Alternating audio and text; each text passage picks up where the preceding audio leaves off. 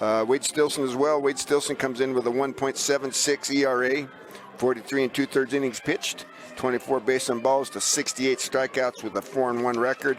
Brimhall for the Cowboys, a 3.30 ERA, 40 and 1/3 innings, 23 base on balls, 71 strikeouts with a 5-1 record. So it should be a good ball game. Yeah, it really should. Three teams, pretty much. Grantsville, obviously, we talked about them finishing number 1. In that same region, you've got Union and Morgan, and then you got the 3 teams in the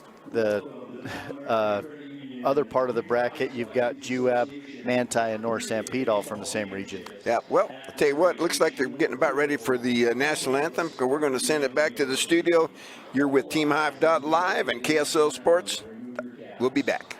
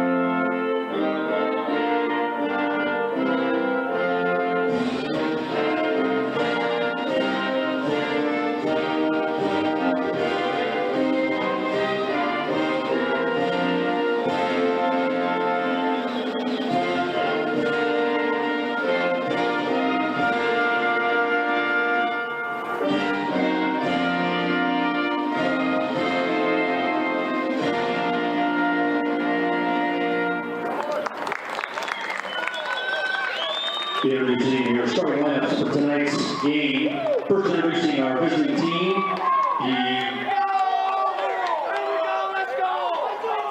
the Emery Spartans. At second base, scoring number 6, Mason Stilson. Pitching number 7, Wade Stilson. Okay, Willie Akers, Nolan Anderson. We're back here at Larry H. Miller Field on the campus of Brigham Young University for 3A state baseball. And we got the Grantsville Cowboys and the Emery Spartans. Pitching for the Grantsville Cowboys, the home team's going to be Kyle Brimhall. Just talked about that, the 3.30 ERA, 40 and 1/3 innings pitched, 23 base on balls, 71 strikeouts. That's right there at that 3-to-1 ratio you like to see with the 5-1 record. So he's going to face 1, 2, and 3 hitters: Mason Stilson, Wade Stilson, and Cade Larson for the Emery Spartans. First look at the Cowboys for us this year. Brimhall, look, he comes right down over the top. Looks like he's got some good velocity, and I saw what looked like a pretty fair curveball in warm-ups. Yeah, and he's a good-sized kid out there on the mound. He's got a good presence. We talked about it. 3 teams from Region 13, the top 3 teams, Grantsville, Cowboys, Union Cougars, and Morgan Trojans all making it. No team from Region 14, and 5 teams from Region 12. So it's a 2-region state tournament here. So got 3-man umpire crew here today. Beautiful, beautiful venue. About 49 degrees. The sun is out now, and not much wind to talk about. First pitch from Kyle Brimhall to Mason Stilson. Going to be down for ball 1. Mason Stilson comes in hitting .434 with 12 runs driven in. Yeah, and the catcher throws it back to Brimhall there, and it ends up going past him and into center field. But he was questioning, was that pitch down? And the umpire said, yes, it was. Next pitch, hit towards the shortstop, Crew Warren. Over, a little high. Did it pull him? Yes, it did. Well, didn't take us long for the first error of the ball game. Yeah, and I think you got to give credit to Mason Stilson, really hustling. He bats from the left-hand side already, so he's already got one step closer to first base, but slaps that one to the shortstop, and he bobbled it just a little bit and had to really come up and throw it hard, but Stilson able to leg that one out. So Wade Stilson at the plate. Wade came in batting .525 with a home run. 33 driven in. He swings and misses at the first pitch for strike one. You know, in these tournament games too, Willie, it's obviously important to get some runs on the board early. It can really put the pressure on the other team, and Emery in a great situation right here where they can do that. It looks like the official scorer scored that as a base hit. I disagree. I'm going to leave it as an error. And Stilson takes second base on the defensive indifference. And that pitch was down for a ball. So the 1-1 pitch to Wade Stilson. Brimhall ready to deliver. Here's the pitch. Oh, right there on the corner for a called strike two. Yeah, just challenged him with the fastball on the outside part of the plate. But, you know, Wade Stilson chance to pick up an RBI and get the Emery Spartans on the board here early if he can get a base hit and drive in Mason Stilson. Good tailing fastball there. Curveball down, that gets away from Jack's Allred. Well, ball two. If you remember from last year, Willie, this turf dirt, as you called it, it's a little bit different for these catchers. They're used to playing in the dirt. Here on this beautiful field, it's all turf, and you've got to be able to block that ball and keep it in front. There's no true bounces here unless the ball really hit high. So the 2-2 on its way, fouled back to the screen. Keep the count at 2-2. Wade Stilson battles. Yeah, and pretty much playing him straight up, second baseman kind of into short right field, just off of the dirt there on the edge of the turf in the grass. The curveball stayed in, almost got him. I mean, the count full. Yep, 347 down the left field line, 343 to right, 402 to center, 380 in the alleys, 388 right center field. Yep, there's one that's hit towards the second baseman who's had him play just right, but can't come up with the baseball. So the first run will go to the Emery Spartans. Well, second baseman right there for Grantsville. That's Easton Webb, had him played perfectly. And a nice piece of hitting from Wade Stilson. Get a pitch out over the plate that you can drive the other way, score that runner from third base. But Webb, unable to field that one cleanly, gets under his glove. And Wade Stilson gets an RBI and finds himself first base with the air. And he's a danger to steal as well. So Brimhall will face Cade Larson, 377, a home run and 23 driven in. Stilson with a good lead. Brimhall giving him a couple looks. Yep. Larson steps out. Let's see, good stolen job. Bases. Wade Stilson up. It's on the, how many stolen bases he's got? That's this aisle right here, number 7. Yep, 34 stolen bases, 34 leads stolen. the team on the season. Oh, the first pitch is fouled back off the bat of Cade Larson. Yeah, definitely a threat to steal a base right there, but give Cade Larson a lot of credit as he was taking plenty of time, and I think they know, hey, good speed on first base. Let's see if he can flinch, and maybe we get a chance to pick him off, but Larson calls time and steps out. So Brimhall, two-step lead there at first. The 0-1 pitch from Brimhall. Gives a good look over there at Stilson. Here's the delivery. Oh, curveball. Had Larson out on his front foot on that one. Counts 0-2. Yeah, Larson couldn't hold up as he went after that one, just kind of waved at it. But pretty good break. He started that one on the outside part of the plate, and then it really broke out of the zone into the right-handed or left-handed batter's box. The 0-2 pitch. On its way, fastball catches the corner, caught him window shopping there. So the first strikeout of the ball game for Kyle Brimhall. Yeah, I think he was looking off speed again right there, and Brimhall challenged him with the fastball pretty much right down the middle, even though the catcher was set up way outside. Sometimes as a hitter, you know where that catcher's at, so you're looking for that pitch away, and then he came back in right over the plate. We talked about the good tail on his fastball. We're set off a little bit to the right side here, but you can see the tail on that fastball. Oh, there goes the runner. They got no chance. It's Stilson. He takes second base on ball 1. Trevin Gilbert is up to at bat right now. Trevin, a .333 hitter with 16 runs driven in on the season. So Stilson taking a look at the outfielders, see where they're positioned at. People might wonder why. You want to know when that ball's off the bat, where everybody's at, see if you get a jump. Here's the pitch. Ooh, a little late on the swing. Fouls it off. Yeah, into right, the catcher's glove. right now, too, I was just going to say that one of the advantages that we've seen early on already is the speed of this Emery Spartan team, as they're able to steal a couple bases and put the pressure on the defense. Yep, got coach. Emery Spartans coming down. He's talking about, I think he was looking at maybe catcher's interference there. He did the thing here. Yeah, I think you're exactly right. I was wondering that. My first thing, it looked to me like maybe. Because the bat off the mitt, the bat off the ball sound pretty much alike. Yeah. Umpire talked it to him. Convinced him. Said no, it wasn't. Just a foul tip, maybe right back into the catcher's glove. All righty. So the count's 1-1. We're in the top of the first inning here, Larry H. Miller Field, 3A state baseball. Emery with the 1-run lead. Ooh. Ball hits slowly towards the third baseman, Brett Darrow. He comes up, throws a strike across the diamond for out number 2. But Wade Stilson moves to second. Yeah, nice job to battle right there. A little bit jammed. Got Gilbert on the hands inside, and he fouls it off, but he gets it on the handle and hits that little dribbler down the third baseline. A nice job by the Darrow to come in, field it, and just go across the diamond for out number 2. Okay, Hayden Christiansen, 289 hitter with 8 runs driven in. First pitch, swing and a miss. Good fastball right there in the middle of the strike zone, but a little bit up. Yeah, Christiansen kind of stepped out. You could almost see in just his demeanor, he felt like he missed one right there, a chance to get a base hit and an RBI. The 0-1, same place, same result.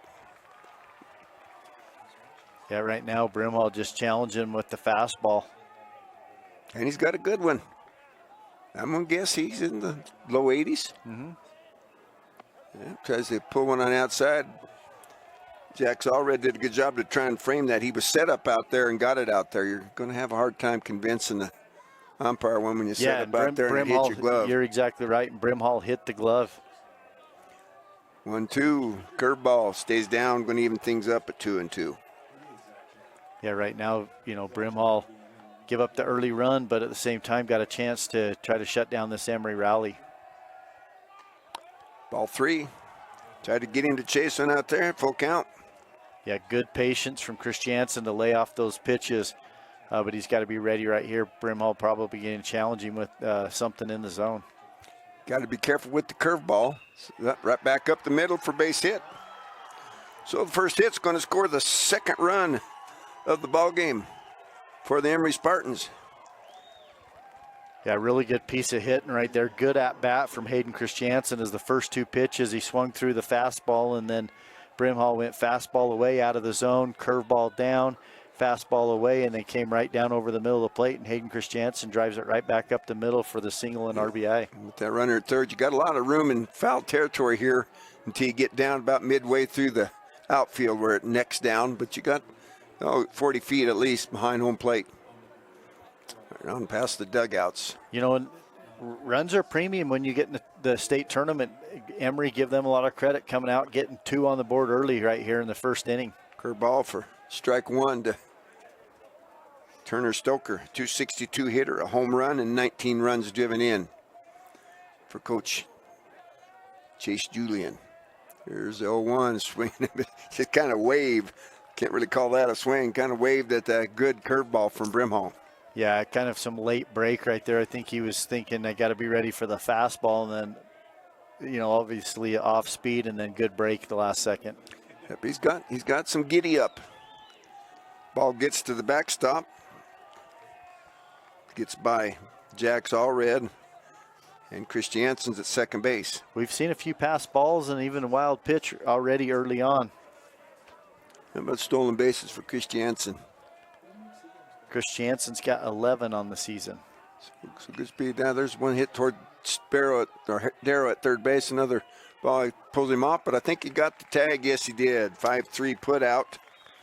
We'll end the inning. Yep. But the Emery Spartans, they come up with 2 runs. They do it by my unofficial record, 1 hit. There was 1 error, and there was 1 runner left on base. So at the end of a half inning of play, it's 2-0 Emery. We'll be back at Larry H. Miller Field on the campus of Brigham Young University on TeamHive.live and KSL Sports. Since 1947, Barney Trucking has built a reputation of unparalleled customer service and satisfaction in the trucking industry. Barney Trucking is now hiring drivers statewide, including Beaver, Millard, Sevier, San Pete, Juab, Carbon, Emery, Utah, and Salt Lake counties, as well as many other locations. The job includes a home daily schedule, excellent pay, benefits, training, retirement, a positive work environment, and requires a Class A CDL license with doubles endorsement. To apply, go to barneyjobs.com. That's barneyjobs.com. The Beaver Medical Clinic has built a reputation of providing compassionate health care for residents of Beaver and Iron counties. You'll appreciate the professional services of Drs. Roger Smith, Wade Oakton, Lance Smith, Rhett Smith, and nurse practitioners Wade Hollingshead, Lindsay Cheney, Robin Horton, and Joan Yardley. The Beaver Medical Clinic is a family practice offering affordable health care and convenient payment options, with offices in Beaver, Milford, and Parowan.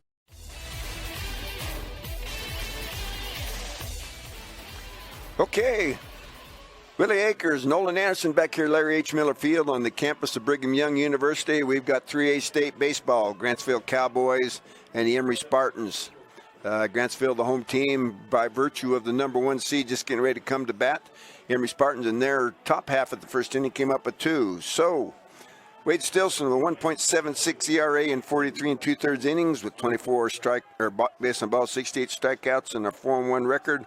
Will face Crew Warren, Brett Darrow, and Kyle Brimhall. First pitch to Warren. Swing and a miss, someone that was down.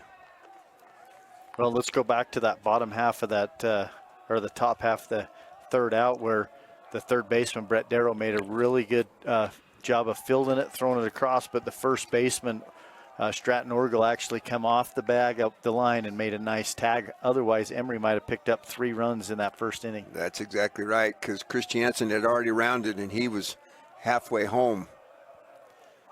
Next pitch, outside corner for ball 1. Well, you can just hear the energy right now too early on. Emery from the first pitch has had it, and Grantsville trying to match that intensity. Still some curveballs when he even things up at 10-2. He doesn't have the velocity, but he does have still good movement on his fastball, and he's got a good curveball. He's, I'd call it cagey pitcher. He's a really smart pitcher, knows when to mix it up and keeps people off balance. Right there, cut Crew Warren window shopping for out #1. Caught looking. That's the thing, too, you're going to see out of Wilson. You talked about it. He just kind of cagey, really smart. He can throw that off-speed pitch whenever he wants, but he just mixes it up and does a really good job out there keeping the hitters off balance. Got a good straight change. He's got that knuckle curveball that we saw when we were over there. Up, bounces one about 56 feet out there in front of Cade Larson for ball 1. Beautiful day for baseball. Like I said, it was about 49 degrees at game time. A wind is just got a little bit from the north, but beautiful. Backdrop here. Got the Y up there on Y Mountain. Little snow, fresh snow from this morning as well. Got a little bit more the farther north you go. Next pitch, right there for strike 1. He gets that corner. He can hit his spots. Yeah, that's the thing too, is he's really good at, catcher, whether he's set up inside, outside. He really does a nice job of hitting the glove.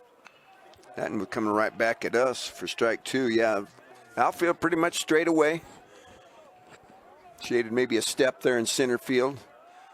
Outfield's deep, or infield's deep and just straight away. So the 1-2 pitch.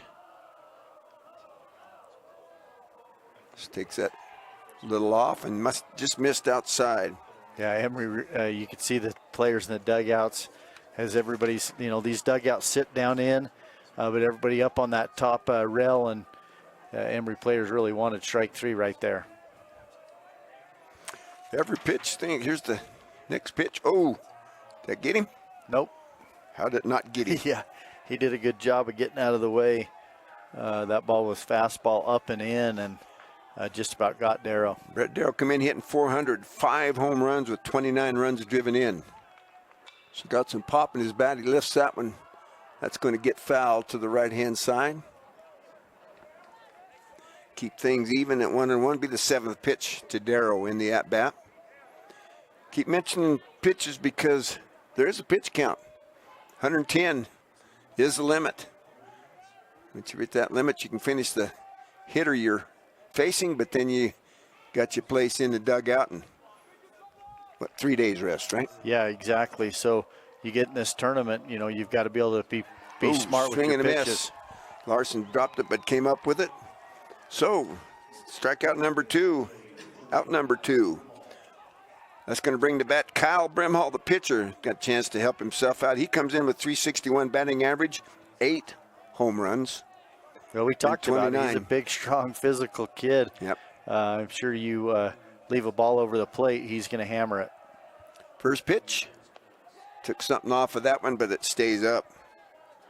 I would imagine you're going to pitch kind of careful with a 2-run lead to Brimhall. Well, and with the 2-run lead, obviously Stilson can go out there and pitch with the lead, have a lot of confidence, and feel good about things. Swing and a miss. Well, the problem is the number 4 hitter is the 424 hitter with 7 home runs, 38 driven in, so got to be careful. Next pitch, fouled off. Got just enough of that to stay alive. Well, right now you got two back-to-back strikeouts, one looking, one swinging. You got Brimhall down 1-2. Stilson looking to strike out the side. Well, he bounced that one about 59 feet for ball 2. That'll even things up to 2-2. Wanting to win the inning. And he's going to do it. Strike 3, strikes out the side. So, for the Grantsville Cowboys, in the bottom of the first, no runs, no hits, no errors, nobody left on base. After 1 complete, it's 2-0 Emery. We'll be back at Larry H. Miller Field on the campus of Brigham Young University on TeamHive.live and KSL Sports. Expecting a bundle of joy? Beaver Valley Hospital's new maternity wing is your local haven for life's special deliveries. Combining cozy comfort with top-tier technology, they bring big city medical excellence to the heart of Beaver with that small-town touch Beaver Valley Hospital is known for. Their full-service community hospital is your health partner from inpatient care, emergency, surgical, maternity, physical therapy, home health, and hospice. Beaver Valley Hospital is proud to support Beaver High School. My parents know nothing about gaming. I told them we needed Centricom Fiber because it's by far the fastest and most reliable internet speeds. Hey bud, dinner's ready. Time to turn off the game box. Alright, this round's almost over. These days, kids do a lot of their homework online. They talk to their teachers, they receive assignments, and they do research, all from our kitchen table. That's why I chose Centricom Fiber Internet. They have the fastest and most reliable connection, so my kids can stay on top of their schoolwork. Okay, Willie Akers, Nolan Anderson, back here at Larry H. Miller Field on Brigham Young University campus. 3A state baseball. Grantsville Cowboys, Emery Spartans. Top of the second inning, Emery's coming to bat with a 2-0 lead. They'll bring the 8, 9, and 1 hitters. Peyton Alton, Trick Jensen, and back to Mason Stilson. Peyton Alton, a 238 hitter with 11 driven in from the right-hand side to face Brimhall, right on right. Here's the pitch. Curveball. Nothing stays up, though. Yeah, Hayden Abrams coming in. Hayden Abrams. Yeah, he's the batter. Yeah. I don't know what I'm doing here. Well, and he comes in with a 304 batting average, 17 RBIs. Yeah, but got ahead of myself. Thanks for picking me up. The 1-1 pitch. Right where the catcher wanted, but was outside. Yeah, I was just going to say, obviously the game plan so far for Brimhall and this Grantsville team is they're trying to pitch all these hitters away, making Emery drive the ball the other way. He's going to have to make an adjustment and start bringing those in over the plate. Curveball must stay inside. Yeah, they're set up for that outside pitch all around, outfield, infield as well. Second baseman's out about 4 or 5 steps into the grass. The left fielder playing pretty much in almost left center field. The center fielder, is on the second base side of center field, and the right fielder kind of hugging towards the line. Next pitch going to be the base on balls. So they started off with the air. They're going to start this one off with another freebie on the base on balls. Yeah, and Hayden Abrams just draws the walk, has 8 stolen bases, so he's capable of stealing a base, but also it puts a lot of pressure on the catcher, Jack Allred, to make sure that he keeps everything in front and keeps him from advancing. Yep, so now we do finally get to Peyton Alton, the DH, 238 and 11 driven in. First pitch, curveball. Blue says that's going to be good enough for strike one. Yeah, and Brimhall's got to throw that first pitch strike. The statistics, the hitters, it's a lot tougher to hit 0-1 versus 1-0. So the 0-1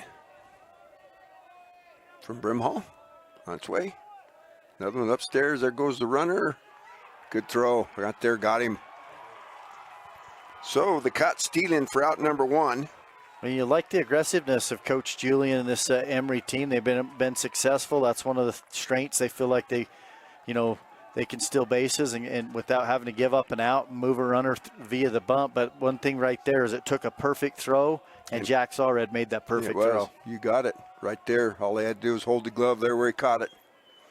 Run right into the tag. Next pitch is ball in the dirt. 2-1. Yeah, Peyton Alton, the 238 average, 11 RBIs on the season. Next one.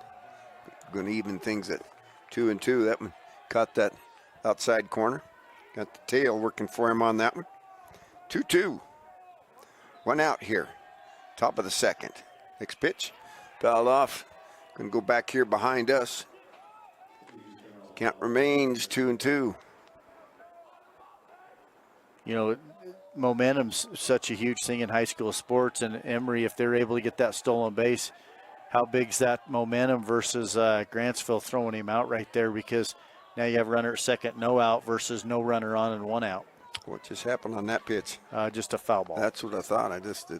He ran down there like he had got hit. Next pitch. Curveball just waved at. No, off the glove. He's not going to, I don't think going to have time to get him. Now that I'm going to give a hit on. Yeah, I think you got to give that a base hit. He put the glove down. It kind of hit that the mound and bounced up and went right off the leg of Brimhall and ricocheted over towards third baseman, and they are going to give it a base hit. Yeah, because he was falling away to start with, and it would have taken a great play to do that. That's going to bring up left-handed hitter Trig Jensen. 282, 15 runs driven in with 1 out, 1 on. How about stolen bases for Alton? Oh, fouled off an inside-out swing from Trig Jensen. Alton just has the 2 stolen bases so far on the season. I'm not sure he's an everyday player either. Well, we did the game earlier in the year at Emery, Manti versus Emery, and he was playing left field. Today he's DHing. Yep. Not sure both coaches talking to the umpires here again, and they're going to get together and talk it over. I'm not quite sure what it is what they're discussing.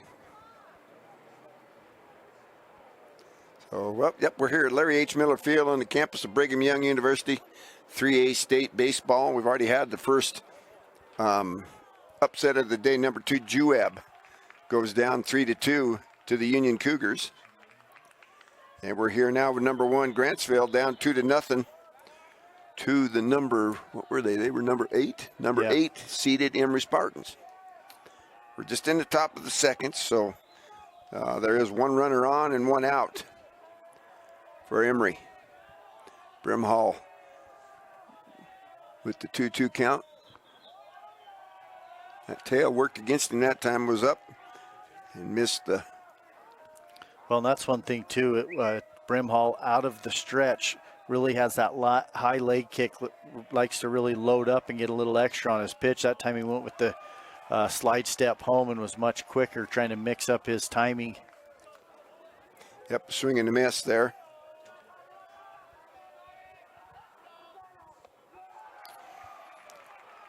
Throws one by him for out number 2, second strikeout for Brimhall. That'll bring us back to the top of the order with Mason Stilson. Yeah, that time he just reared back and brought a little extra on it and throws it right past Trig Jensen.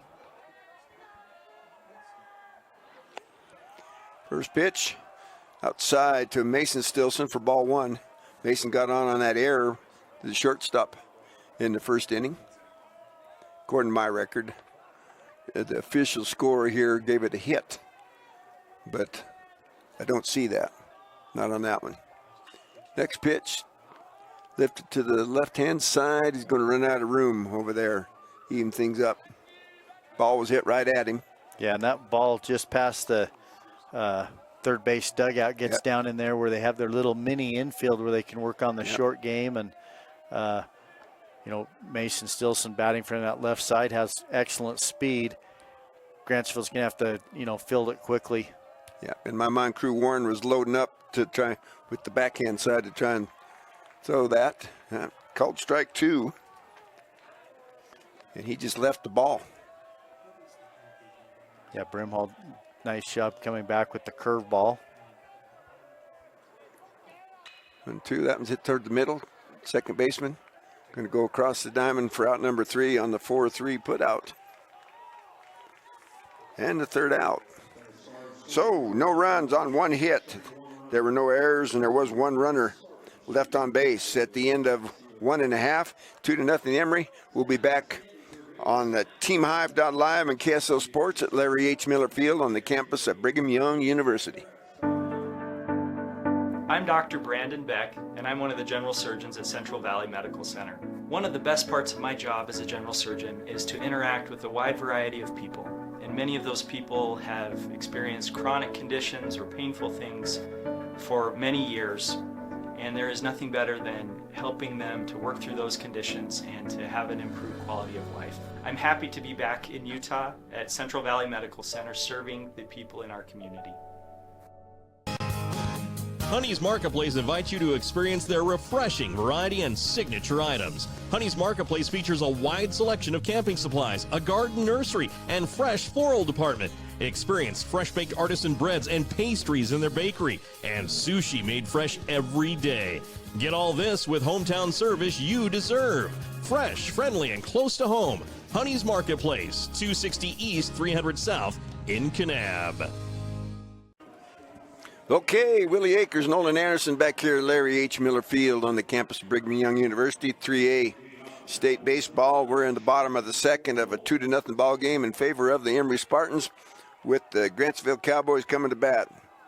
They'll bring Stratton Orgill, Peyton Cummings, and Hayden Hall.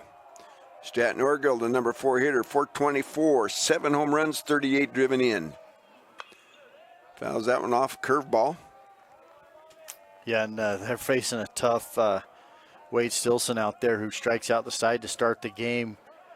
First strikeout was backwards. Got caught. Warren was looking at that one and then strikes out Darrow and Brimhall swinging. A great way to start the game. The 0-1 swing and a miss there. Threw that one by him upstairs. Well, and the thing is he gets ahead. First pitch strike, second pitch strike, and then all the pressure's on the hitter. They become defensive at that point.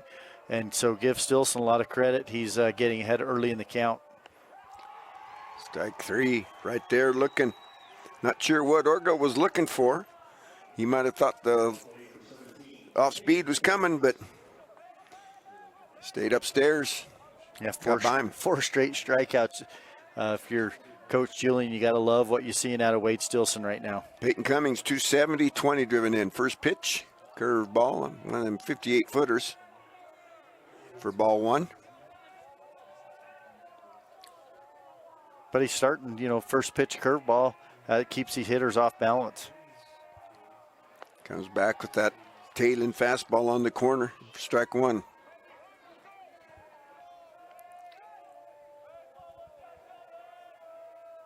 One. Ooh, just missed. Well, and Stilson's kind of sneaky fast out there. You know what? You talked about the velocity. He's quick to home. He's kind of sneaky. Hides the ball well. It's hard to pick it up. Yeah, he got the long arm. It comes way back behind him before it comes at you, and all of a sudden it's on you. 3-1 pitch.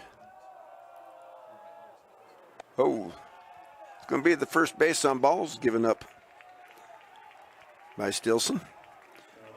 He only gave up 24 all season long. in 43 2/3 innings.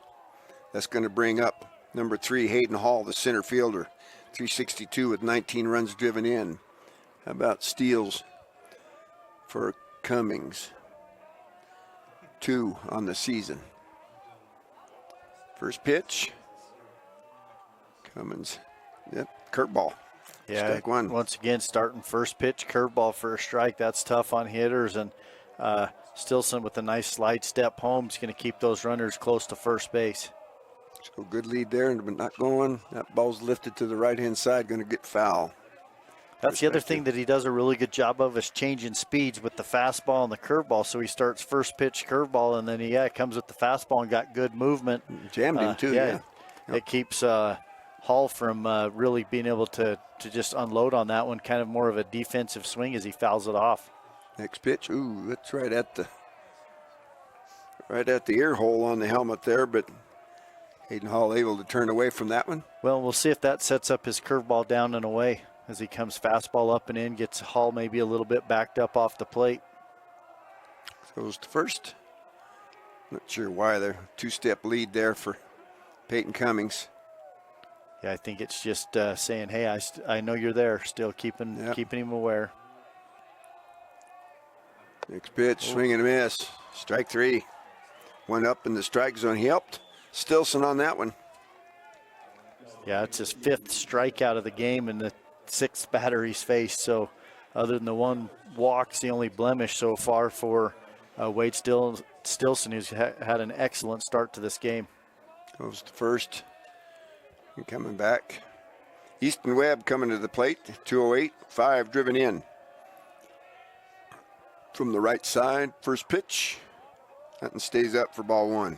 You know, at some point, too, you know, if you're Coach Danny Warren, you might try, trying to put some bunts, something on the ground, just get some action going out there, make the defense make a play. Third baseman heard you. He come trotting in there. Next pitch fouled off. Yeah, we haven't seen much. We talk about, Coach, those little balls, small balls, kind of a forgotten art in a lot of instances. And when you got a pitcher that's just mowing you down like Stilson is right now, you got to try to get in his head any way you can. And same thing, make those other players make a play, put something in play. And if it's a bunt, that's sometimes all it takes. Next pitch stays up for ball 2. You know, I got chewed out one time by my coach at Mesa College. I bunted a baseball. I'd gone 0 for 3 in the ball game. I bunted for a base hit. He said, "What are you doing bunting?" I said, "Well, I'm not seeing the ball. I want to, get my eye back on it." Well, swing and a miss. There's the throw to second. Nope. Had he handled it, maybe. They got him up, slid by. Well, it doesn't go down as an error, but it is a blunder. And it was a ball to thing. So, no runs, no hits, no errors, and nobody left on base. So after 2 complete, 2-0. Emery will be back at Larry H. Miller Field on TeamHive.live and KSL Sports.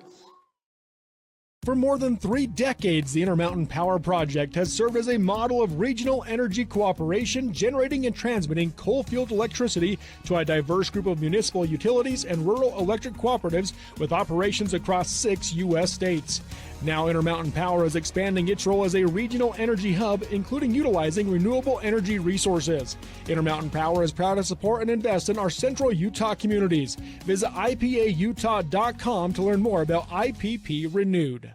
Jones & DeMille Engineering was founded in 1982 with a simple mission: to shape the quality of life where we live, work, and play.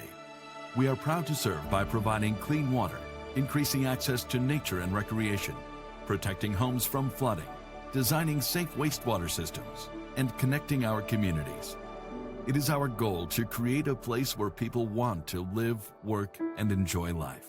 Jones & DeMille Engineering, shaping the quality of life. Okay, Willie Akers, Nolan Anderson back here, TeamHive.live, KSL Sports, Larry H. Miller, 3A Baseball. Kyle Brimhall will face Wade Stilson. Throws ball 1 to Wade Stilson. Cade Larson and Trevin Gilbert.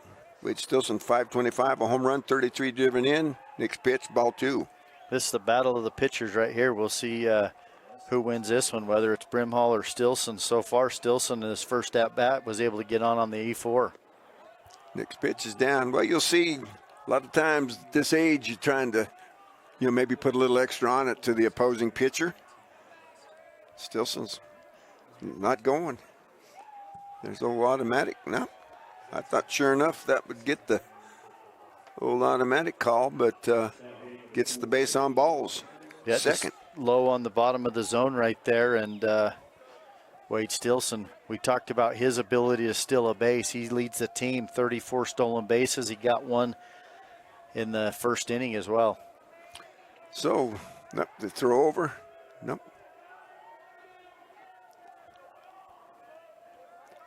So, Kate Larson, 377, a home run, 23 driven in. First pitch, that's drilled to center field. Center fielder Hayden Hall's got that for out number 1, the F8. Every position on the ball field's got a number, folks. Pitcher 1, catcher 2.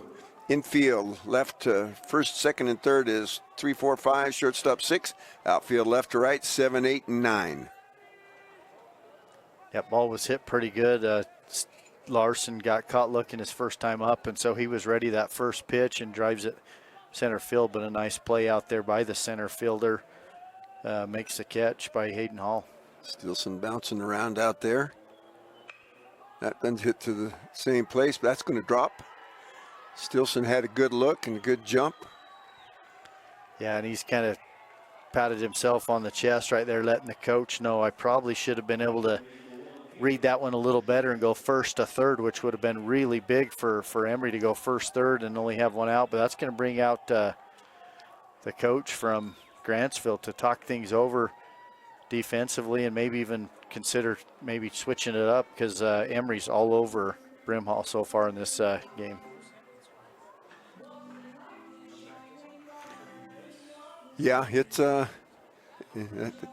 truthfully what they're doing is just trying to kind of put things together here. And I thought Stilson had a good look at that, a good jump, good break on the baseball. But I don't know if maybe these kids haven't played on the turf before. Sometimes you stick a cleat up or whatever, and just. Well, 4 hits already in the ball game, 2 runs and runners at first and second here with 1 out. And you're right, the heart of the order. It's one of those things that Coach Warren decided, hey, we got to go over and settle these guys down a little bit, just relax and play. But Hayden Christiansen with the single and RBI comes up and has a chance to do it again. So first pitch to Christiansen. Bunts that up in the air. That's going to be a double play. Yep. So the P1 for 1. And on the backside, number 3. Just punt that. They tried the small ball, but it backfired. No runs, 1 hit, no errors, and 1 runner left on. So at the end of, in the middle of the 3rd inning, it's 2-0 Emery. We'll be back on TeamHive.live and KSL Sports. It all starts with a Chevy truck. Chevy Silverado with the TurboMax engine and best-in-class standard torque. And Chevy Silverado HD with up to 14 available camera views. Do more in a Chevy truck. Get yours now. Get $5,750 total value on this Silverado when you trade in an eligible vehicle. That's 10% below MSRP. See your Rocky Mountain Chevy dealers. Embark on your journey to radiant skin with Sam Pete Skin Bar. Whether you are looking to address specific skin concerns, kickstart your skincare routine, or simply indulge in relaxation, we've got you covered. Facials, microneedling, seasonal chemical peels, and more. Located at 210 West Main Street in Mount Pleasant, Utah. Visit our website at sampeteskinbar.com or call or text 435-314-6024 to book your appointment today. Alrighty, Willie Akers, Nolan Anderson back here, Larry H. Miller Field on TeamHive.live and KSLSports.com. We're in the bottom of the 3rd inning. Grantsville coming to bat, down 2-0. Easton Webb will be up again. He was on base when Peyton Cummings slid by at second and was tagged out. Takes the first pitch upstairs for ball 1. Yeah, and Emery just missed an opportunity right there. First and second, one out, and bunts into a double play. Next pitch. Thought it got him. He looked back, but ball 2. We'll see how the momentum shifts too. Emery kind of had a rally going, and then Grantsville get out of it in a quick hurry with the double play. So we'll see how it changes their attitudes and affects them here at the plate. Next pitch is there for a strike. That was the first 2-0 count for Stilson in the ball game. Goes back, tries to get that corner, but stays wide. Yeah, 3-1 count now to Webb. 7, 8, 9, and so far Stilson with 5 strikeouts as he goes 4 straight, a walk, and then another strikeout. Took something off and got that one there. That's good pitching. You got to challenge him. This is a 208 hitter right here. Yeah. Well, and you're 7, 8, 9. Next one right there, got him looking. They're not seeing the tail on that fastball yet from Well, and like we Stilson. said earlier too, he does a good job of hiding it well, and the ball just sneaks up on you, gets there a lot quicker than you expect, and you sit and you time him up on the on deck circle and then get in there, and it's different. The other thing he does a really good job of is he's throwing curveball for first pitch strike. He's throwing inside outside, challenging you with the fastball up, and he just does a good job of working the strike zone.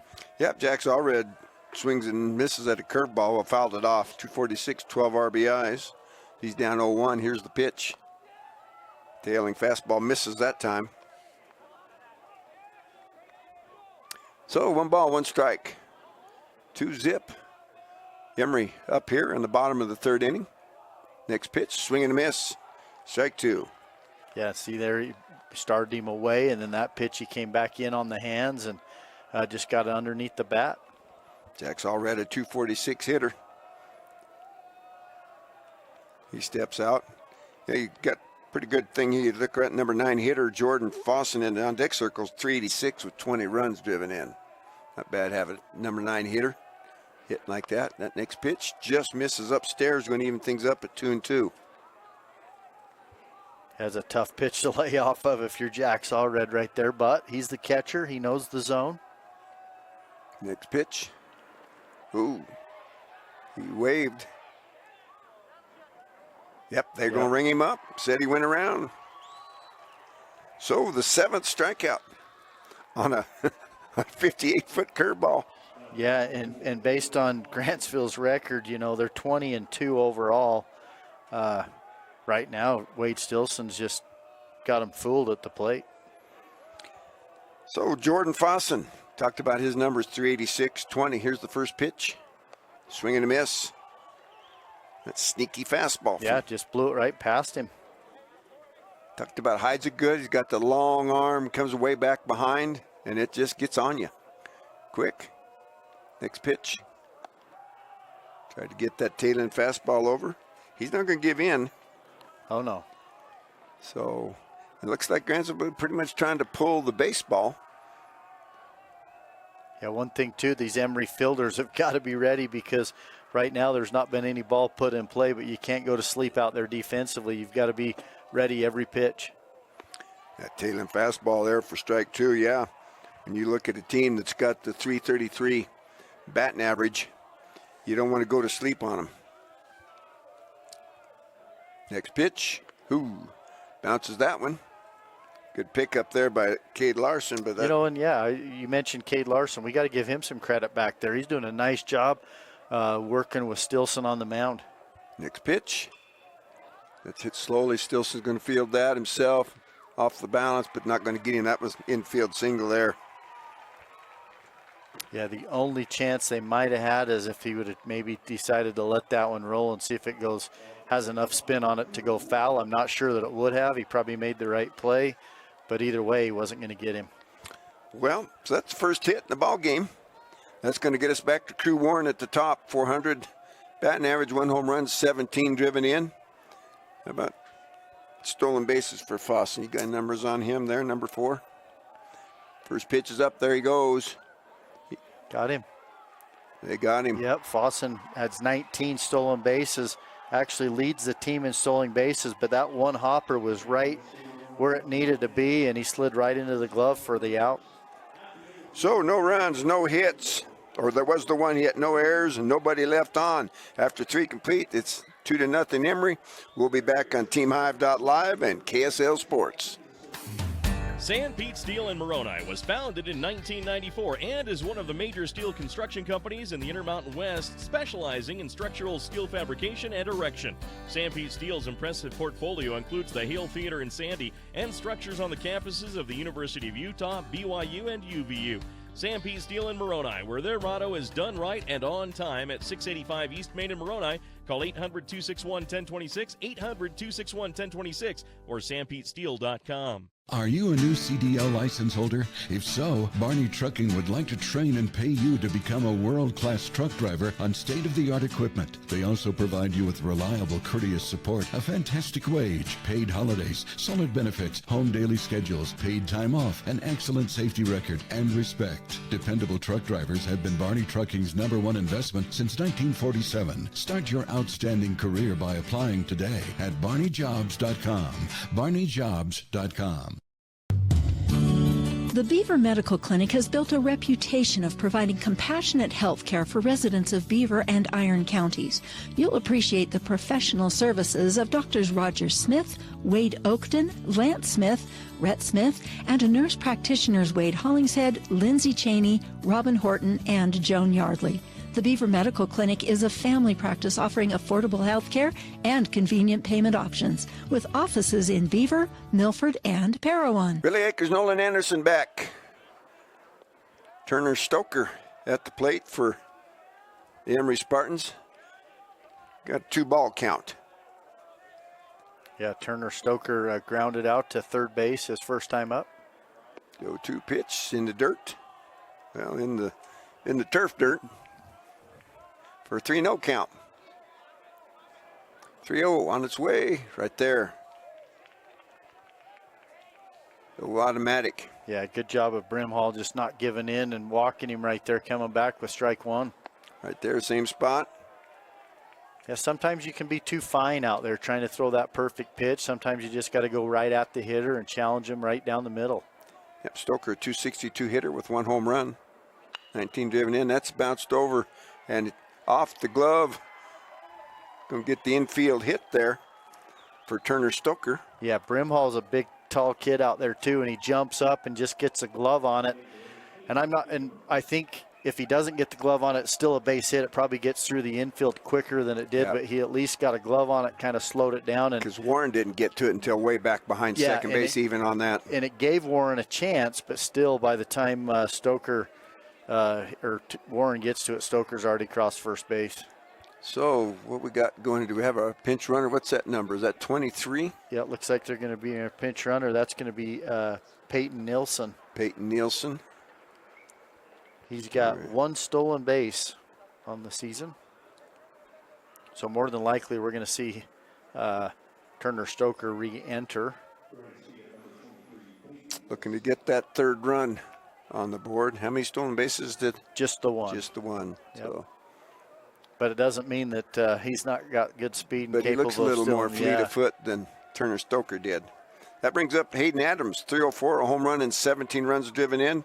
Drew a base on balls. Was thrown out at second base. Oh, curveball turns him, but stays inside for ball 1. Well, we've seen this Emery team, this is our 2nd time now. Coach Julian's not afraid to lay down a bunt. It didn't work out for him last time. It popped it up to the pitcher and gets the double play, but with no outs. And, I would not be surprised to see at some point another bunt or put the pressure on them defensively that way. Lifts that one to the right side. That's Jordan Fossen. He's got it for out number 1.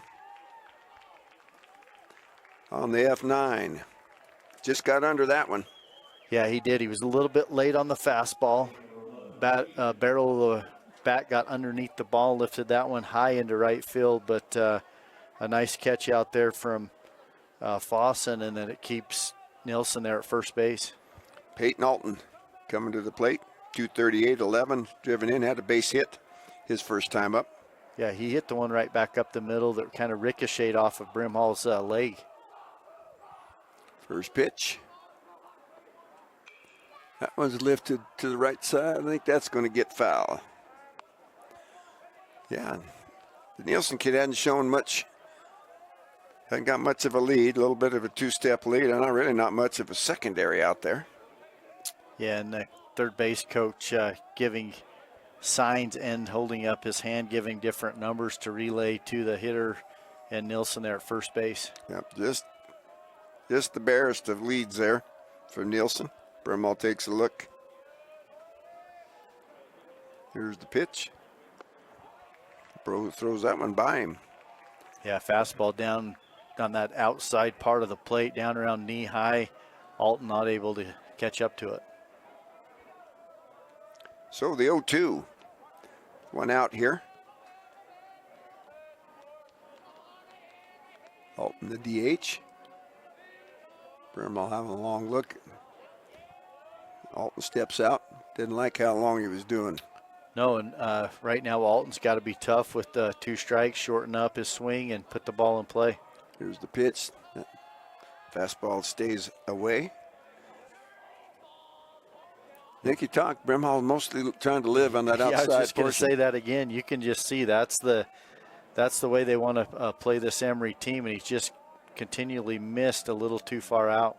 Well, he's got the good velocity. Nobody's really got ahead of him with the swing yet either. There's ball 2. So center fielder Hayden Hall, yeah, he's definitely playing to the right-hand side. Well, we talked about it, too. They're playing that way defensively, so all of a sudden if you come in on them defensively, you're not playing that way. It can really affect, your defense because they're shifted all towards the right side to make sure that they pitch it outside, but also they expect Emery to be behind on the fastball. Somebody get one down that left field line, you're gonna score. Yep. What'd I tell you? Yeah. What'd I tell you? You bringing Nielsen on, he's going to score on that one. That's Probably going to be at least a double, maybe a triple. Maybe a home run. Oh, had trouble picking it up, so the stand-up triple. Yeah, big time at bat right there from Peyton Alton as he goes 2 for 2, and he did. He got to pitch a little bit in. Brimhall missed his spot. He turned on it, hits it right down the third baseline. He goes into the left field corner, and that was a long ways for Peyton Cummings to go because he's playing left center field to track that one down, and it's a triple and an RBI for Peyton Alton.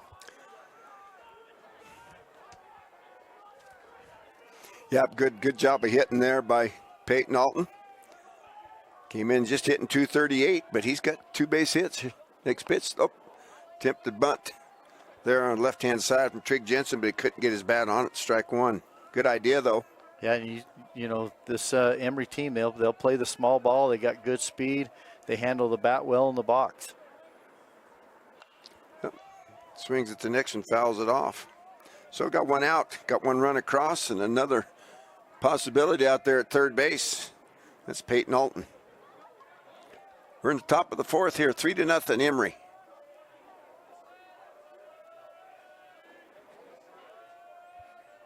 Next pitch. Curveball, it's going to stay upstairs. So 1 ball, 2 strikes, 1 out.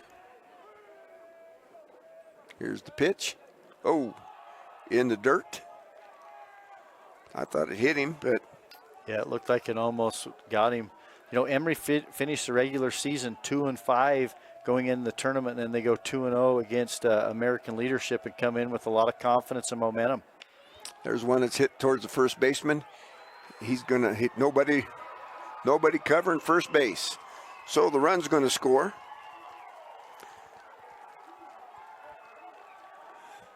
Let's see how they score that. If they score that, a hit or an error. Looks like they gave it another hit. Well, 6 was up there before. I'm going to get the run here. Yeah, I just don't see the. They've only got the 1 error still up there, so. We'll go ahead and give the hit then. Yeah. 3rd hit in the inning. That one stays upstairs. Well, and Brimhall and Mason Stilson. Orgel kind of had some words right there and a little bit frustrated, but Orgel just didn't field it clean, but then there was no play. He would have had no play at home, and then nobody's covering first base. Next pitch to Stilson's upstairs. They did give it the air. Did they? Yeah, I think they just, because probably bobbled that one and then just nobody covering, but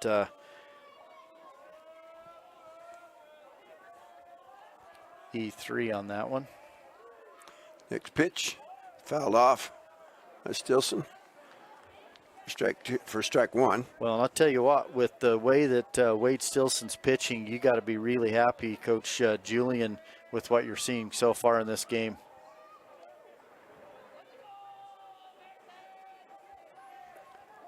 So the 2-2 pitch, or 2-1 pitch, I should say, to Mason Stilson, who he wanted, and curveball, got the inside portion. Started to pull the trigger, but the action stuck. Yeah. All right, 2-2. One out here. Runner on first. That's inside, gets by the catcher.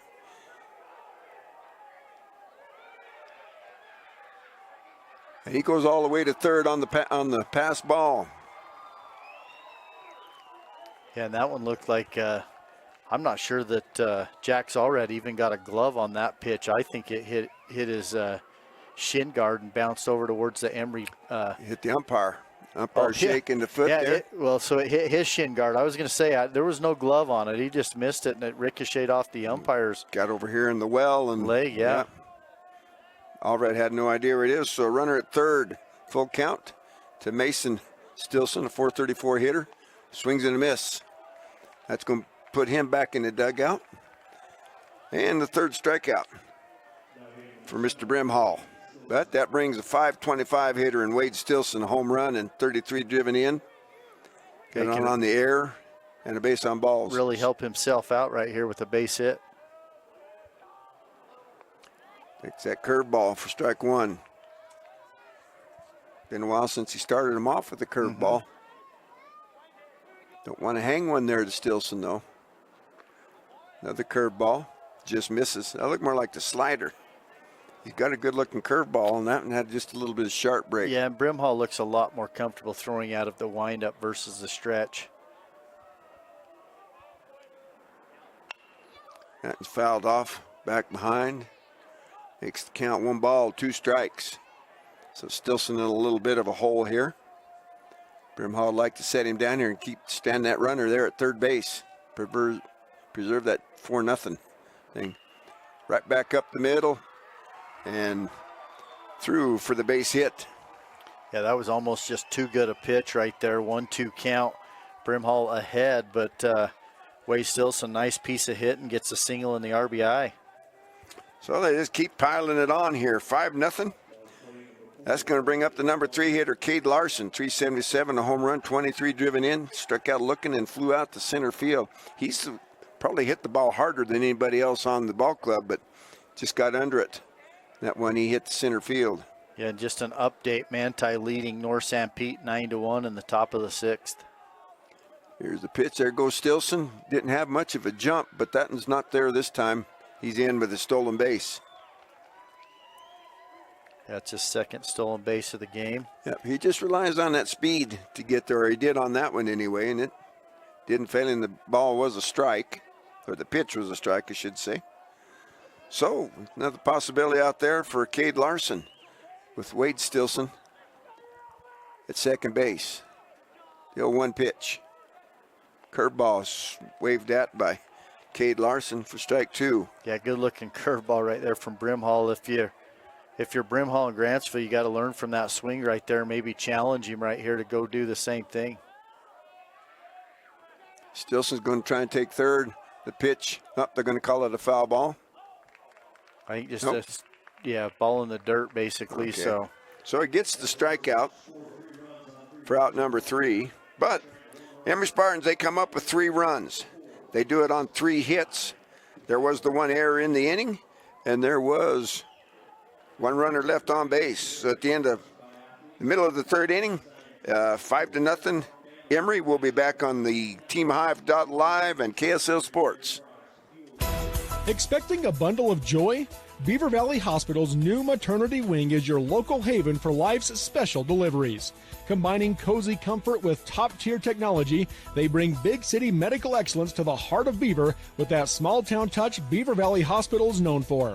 Their full-service community hospital is your health partner from inpatient care, emergency, surgical, maternity, physical therapy, home health, and hospice.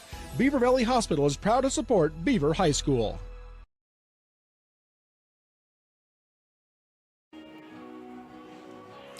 Okay, Willie Akers, Nolan Anderson, we're back here at Larry H. Miller Field.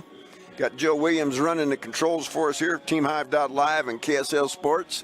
Got a 5-0 ball game as Grantsville on the losing side of that, on the poorer position of the 5-0 lead. They will bring the 1-2-3 hitters to the plate this inning. Crew Warren, Brett Darrow, and Kyle Brimhall. Wade Stilson's still on the mound. I had him with 50 pitches. He's got 7 strikeouts in the ball game, 1 base on balls.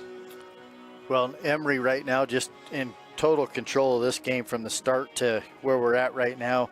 And we talked about it, Grantsville, the #1 seed coming in with a 20-2 record. Emery, the 8 seed with a 16-11 overall record. Emery finished 5th in Region 12. The only teams left in this tournament, we've got 5 teams from Region 12 and 3 teams from Region 13. There was not one team from Region 14 getting out of that first round 3-game series.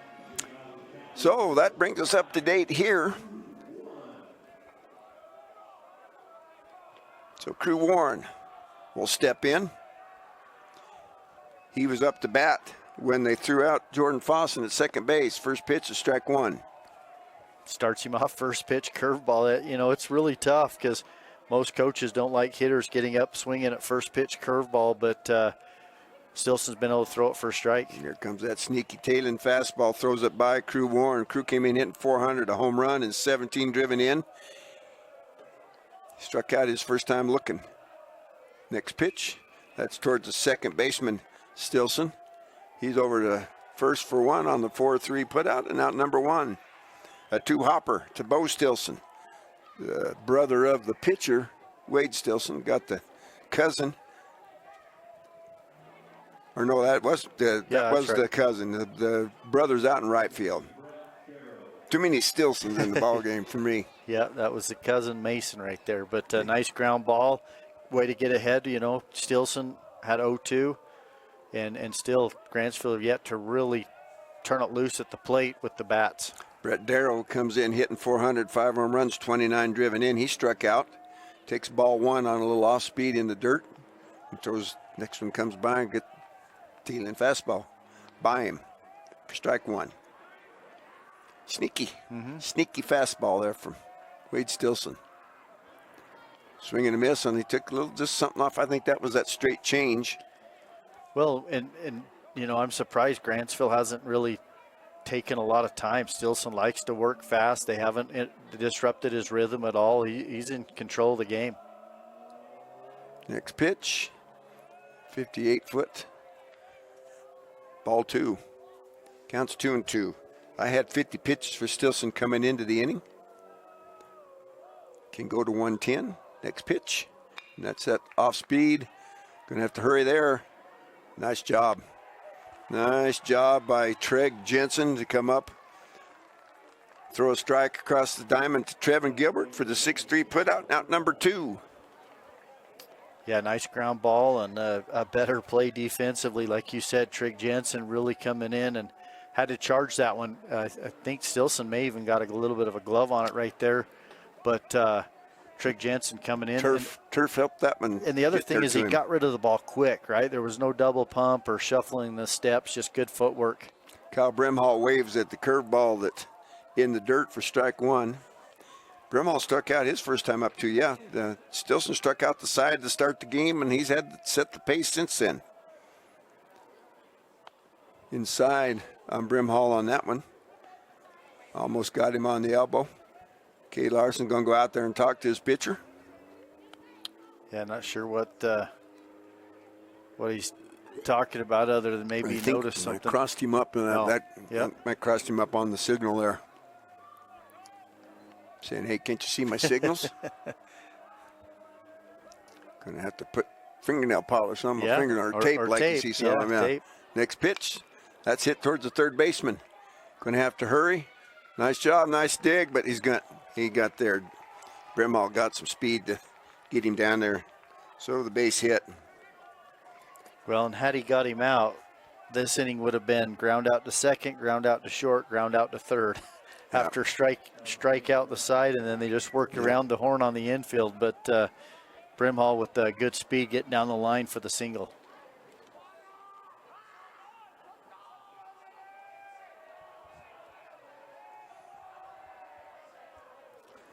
So the first pitch is in the dirt to Stratton Orgel. 424 hitters, 7 home runs, and 38 runs driven in.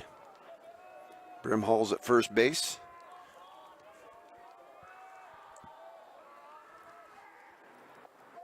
Strike one on the curveball. Brimhall, number 20, just 2 stolen bases. Nope, number 20, 13 stolen bases on the season. So here's a threat to steal. Stilson goes to first, keep him honest. Yeah, really, not, you're trailing this. It's 5-0, bottom of the fourth right here, but I don't want Brimhall to get down to second base, put him in scoring position. That fouled off in on the hands to Stratton Orgel. That's where he's been working him, trying to bind him up there. Kid with 7 home runs. You don't want to let him get them arms extended. Keep him off balance. No, and there's lots of room here, big field, lots of gaps. Get something in a gap, you can run for a long time. Just got a piece of that curveball. Yeah. 347 to left field, 380 in that alley, 402 to center, 388 in the right center field alley, and 343 feet down the line in right field. Favors them left-handers again. Doggone. Only by 4 feet. Well, it took it away. The right center field makes up for the difference there. So the 1-2 was right in his ear hole, but Brimhall's got the stolen base. Well, and because that pitch was up and in, it made it really hard for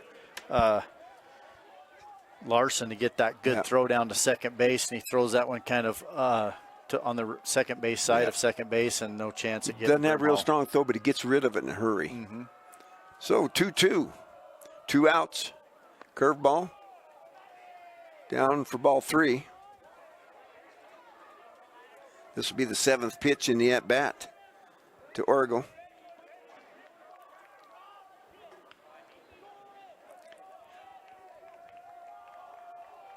Stilson's ready. Here's the pitch, curveball.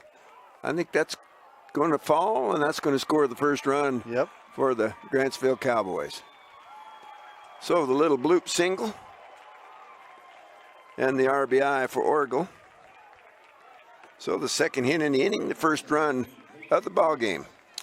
Yeah, just that's the importance of getting that extra base. It gets down there. Now he's in scoring position. Little bloop single, scores a run, and now if you're Grantsville, you got to feel like you got a little bit of life. You're starting to get something going against a Stilson who's been dominant so far in this game. So that'll be Peyton Cummings. We got a pinch runner out there. You pick up the number there, Coach? Yeah. I can't see it. Oh, there we go. He's not gone in yet. Number 1. That's Jackson Jensen. Jackson Jensen. Just a sophomore for Grantsville. Typically plays pitcher and first base. Oh, he's in for Orgel. I better put him in the right place. Orgel will more than likely re-enter, but what you're going to see here, Danny Warren just trying to get a chance to any little ball that gets away from the catcher Larson, or maybe even just straight up try to steal a base. Now you got another runner in scoring position, another base hit, and you make it a 5-2 ball game. So trying to bring in some speed. 3 steals for Jensen on the season. First pitch is up and in to Peyton Cummings for ball 1. Yeah, we haven't seen Stilson still only give up the one walk. That's his third hit given up in first run, but still pretty much dominant out there. Quick to home for, he hadn't had to be in the stretch too much, but he's quick. He doesn't go with that big leg kick, so Jensen's going to try and steal one. He's going to have to get, he's going to have to get a good lead. Yeah. A little bit bigger than what he's had out there so far. Stilson caught him in his secondary. Here's the 0-2 right there, strike one. Yeah, and Stilson's just got to realize, hey, still have a 5-1 lead, 2 outs. Good defense behind me. Just go challenge these hitters. Doesn't have to be too perfect with each pitch. Yep, you got a 270 hitter in the batter's box in Peyton Cummings.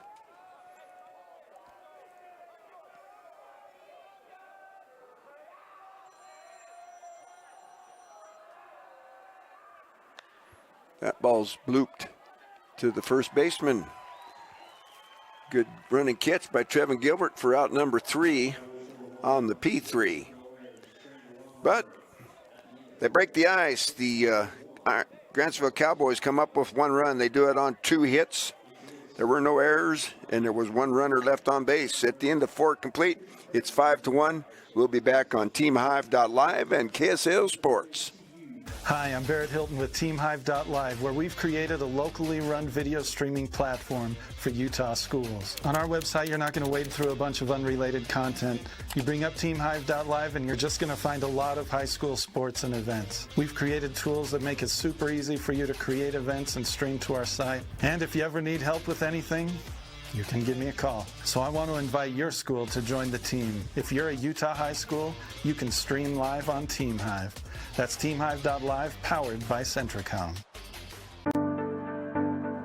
I'm Dr. Brandon Beck, and I'm one of the general surgeons at Central Valley Medical Center. One of the best parts of my job as a general surgeon is to interact with a wide variety of people. And many of those people have experienced chronic conditions or painful things for many years. And there is nothing better than helping them to work through those conditions and to have an improved quality of life. I'm happy to be back in Utah at Central Valley Medical Center serving the people in our community. Acres, Nolan Anderson back here. We've got a pitching change. Mason Butler will come in for the Grantsville Cowboys. We'll get some numbers on him in a second. Try to figure out where everybody else went. So Brimhall, he went to right field. Where did Fossen go? I'm guessing that Fossen's the one that came out of the game, but we'll see if we can pick that up. Yeah, we may have to see when they finally come to bat, but Trevin Gilbert will come to the plate for the Emery Spartans. Yeah, and Mason Butler comes in with a 3.34 ERA, 14 2/3 innings pitched, 8 walks to 19 strikeouts, and has a 0-0 record. No record. First pitch, ball 1 to Trevin Gilbert. We think Brimhall went to right field. Kyle Brimhall. Next pitch. Not near the velocity that Brimhall has. That's on the outside for ball 2. No, Brimhall, the senior, bringing in Butler now, just a junior. Swing and a miss on another fastball there to Gilbert. He strike 1. He likes to work quick. How many pitches did Brimhall? I had him with 85. 85, okay. There's one that's going to get through the 5-6 hole for a base hit. So they greet the new pitcher with a base hit. Yeah, Gilbert now 2 for 3. Back-to-back singles, and Emery, have runners on just about every inning and putting a lot of pressure on this Grantsville team. So that's going to bring Hayden Christiansen to the plate, a 289 hitter, 8 runs driven in. He's 1 for 2 in the ball game.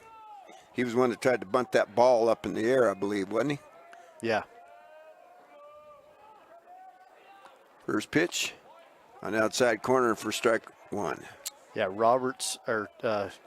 Butler really comes over the top. Yeah, I didn't get a look at his warm-ups. see about a curveball or anything like that, but he does, like I said, comes right down over the top, nowhere near the velocity. There is his curveball. I'm going to call it strike 2. Looks like it's more of a drop. Yeah, first base coach is arguing that he didn't go around, but home plate umpire said yes, he did, and it's going to be strike 2. So the 0-2 on its way. That's lifted to the left side. That could be trouble. Nope. Coming in. Going to try and go across the diamond for the double play, but no go. Peyton Cummings comes in with a good catch. Yeah, Cummings with a rocket from left field all the way to first base made that interesting, but Gilbert able to get back and not avoid being doubled up right there. So that's going to bring up Turner Stoker.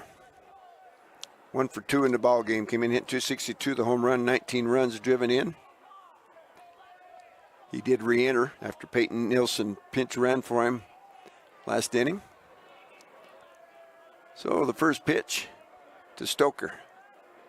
On its way, that's lifted foul back here to our right for strike 1. Yeah, Stoker 1 for 2.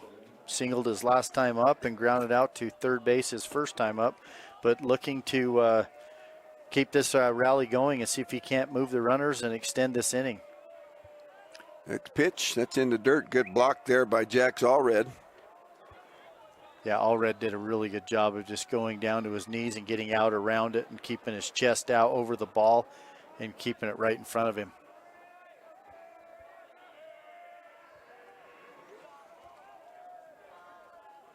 Next pitch on the outside corner for strike 2. You know, so far Butler coming in, throwing strikes, getting ahead of the hitters, and Emery hitters getting down 0-2, 1-2 as Butler just attacking the strike zone. 1 ball, 2 strikes. Next pitch, that's fouled right back here toward us. Keep things interesting for Turner Stoker. Yeah, kind of moved that. He'd been pitching him away, brings it in on the hands, and looks like he got jammed a little bit and fouled that one straight back.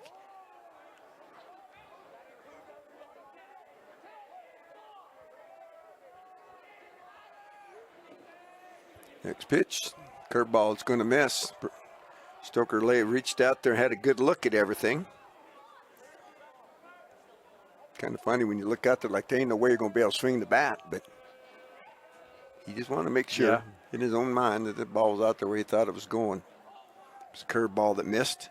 Got one out, a runner on first. That's Trevin Gilbert.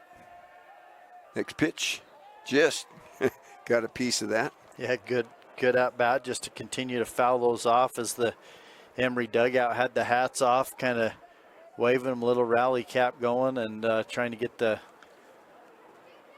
rally to help spark a base hit out of Turner Stoker.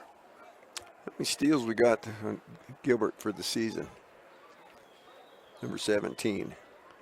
Yeah, Trevor. Oh, he's at bat. He's got just the 2 stolen bases. Turner Stoker is the one at bat. Turner and Trevor, almost like having a couple more Stilsons in there. Yeah. Okay, 2-2 pitch to Turner Stoker from Butler. Oh, you don't like the amount of time he's taking. Turner steps out. Yeah, infield kind of playing for that double play up the middle. Outfield still shifted towards the right side. That's hit right at the shortstop. This could be 2. There's 1. Had trouble getting the handle on, but he did it. The 6-4-3 double play. Number 2 right there, number 3 right there. So no runs on 1 hit. No errors, nobody left on. It's at the middle of the 4th inning. Or middle of the 5th inning. It's 5-1. Emery will be back at TeamHive.live, KSL Sports at Larry H. Miller Field. Honey's Marketplace invites you to experience their refreshing variety and signature items. Honey's Marketplace features a wide selection of camping supplies, a garden nursery, and fresh floral department. Experience fresh-baked artisan breads and pastries in their bakery, and sushi made fresh every day. Get all this with hometown service you deserve. Fresh, friendly, and close to home. Honey's Marketplace, 260 East, 300 South in Kanab. For more than 3 decades, the Intermountain Power Project has served as a model of regional energy cooperation, generating and transmitting coal-fueled electricity to a diverse group of municipal utilities and rural electric cooperatives with operations across 6 U.S. states. Now Intermountain Power is expanding its role as a regional energy hub, including utilizing renewable energy resources. Intermountain Power is proud to support and invest in our central Utah communities. Visit ipautah.com to learn more about IPP Renewed. Okay, Willie Akers, Nolan Anderson. We're back here at Larry H. Miller Field on the campus of Brigham Young University 3A baseball. The number 1 Grantsville Cowboys about to come to bat in the bottom of the 5th, down 5-1 to the number 8 Emery Spartans. Grantsville will bring the 6, 7, and 8 hitters, Hayden Hall, Easton Webb, and Jax Allred to the plate. Wade Stilson still on the mound. I have him with 72 pitches through 4. Yeah, I imagine you're going to see Wade Stilson go the distance here unless, Grantsville starts to really tighten this one up and make it closer than it is. And then Coach Julian will have to make a decision. But right now, 5-1 lead, only give up the 3 hits, and Stilson's been pretty much in control. Trying to push the bunt to first. Stilson covering good. Got the base hit there. Good hustle there from Hayden Hall. Yeah, just a base hit bunt down the first baseline. First baseman does a nice job. That's Trevin Gilbert to filled it, but he flips it to Stilson, and the head first slide beats him. Yep. That's one of them you may have to try to get it in the hand instead of the glove. So you can see him coming down the line, but it's easier to call that from here than it is down there on the field. Yeah. So Easton Webb will step in. Try to do it again. Well, we talked about this early on that, when a team's mowing you, or pitcher's just mowing you down, strikeout after strikeout, you might want to try something different. It's taken them a little longer to try that, but they get the base hit bunt and then try to bunt right there again. That's Easton Webb, a 208 hitter. 0 for 1 in the ball game. That stays upstairs for ball 1.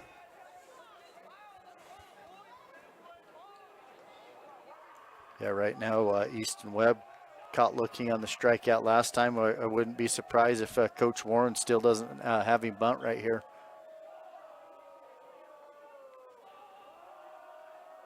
Next pitch. That's lifted foul to the right-hand side. I think he heard you. He says, I ain't going to let him tell me what I got going on down here. Well, now he's down in the count 1-2, and he's going to have to battle as we've seen Stilson been able to throw that curveball.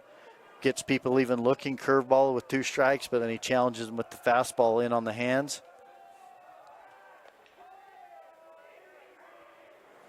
Goes across. He knows that Hayden Hall's got some speed. He just witnessed that coming down the line. So in the windup, good quick delivery. There he did. He challenged him too on the inside part, but just missed maybe up a little bit. That tail might have got inside. He's got, like we talked about, the good movement that's going to tail in on the right-handers there. Stilson doesn't get rattled, though. That's the one thing that impresses me about him on the mound. Nothing really bothers him. There goes the runner. Bounce that one. Going to get him. Yeah, not sure. Down 5-1 right there with no outs. If that was the thing to do, is that just basically made it a full count on that pitch right there. But instead, trying to steal a base, gets thrown out, and now you got 1 out, nobody on. You got a sneaky pitcher, you got a sneaky catcher. Yeah. He doesn't throw it hard, but he gets rid of it quick, and it was right there, the one hopper. Next pitch. Yep, had he been able to get there, that's a single down the right-hand side. Good job by Bo Stilson to get over there and field that ball before it can get by him. Yeah, so you give up the base hit right there. You would have been first and third, but instead that caught stealing really hurts Grantsville. Helps Emery, of course, but Grantsville still runner at first here with 1 out. Yep, that's going to bring up Jax Allred. No, it looks like we're going to have a pinch hitter, number 21. Who's number 21 for Grantsville? That looks like Gunnar Kimber. Yeah, Gunnar Kimber, the sophomore, outfielder / catcher. Yeah, what we have him? Had him just batting 111, but going to give him a shot. Coach talking to him. Give him a pat on the backside. Says, all right, get out there and do something for us. Yep. Big, strong kid right here at the plate. Emery playing him pretty much straight away. Double play up the middle. First pitch from Stilson. Stays upstairs for ball 1. I was going to say from Stimber. It's Stilson. So the 1-0. 1 out. Runner on first. Next pitch. It stays up 2. Ball 2. Yeah, you can see Grantsville starting to get a little bit louder in their dugout too. They realize, you know, they're down to their last 8 outs.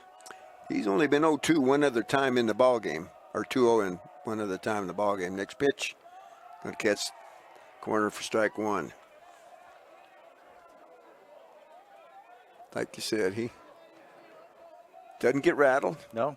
Just came back, challenged him with the fastball. I'm going to throw the just easy over there to Gilbert. Just keep him honest.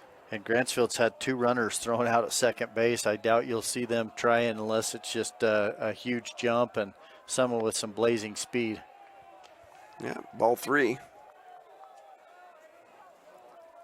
Jordan Fossen, the only one really that, you know, they've got 3 or 4 over 10, but he leads the team at 19 stolen bases. And he's out of the ball game, we think. That's right back at Stilson. 1, 2.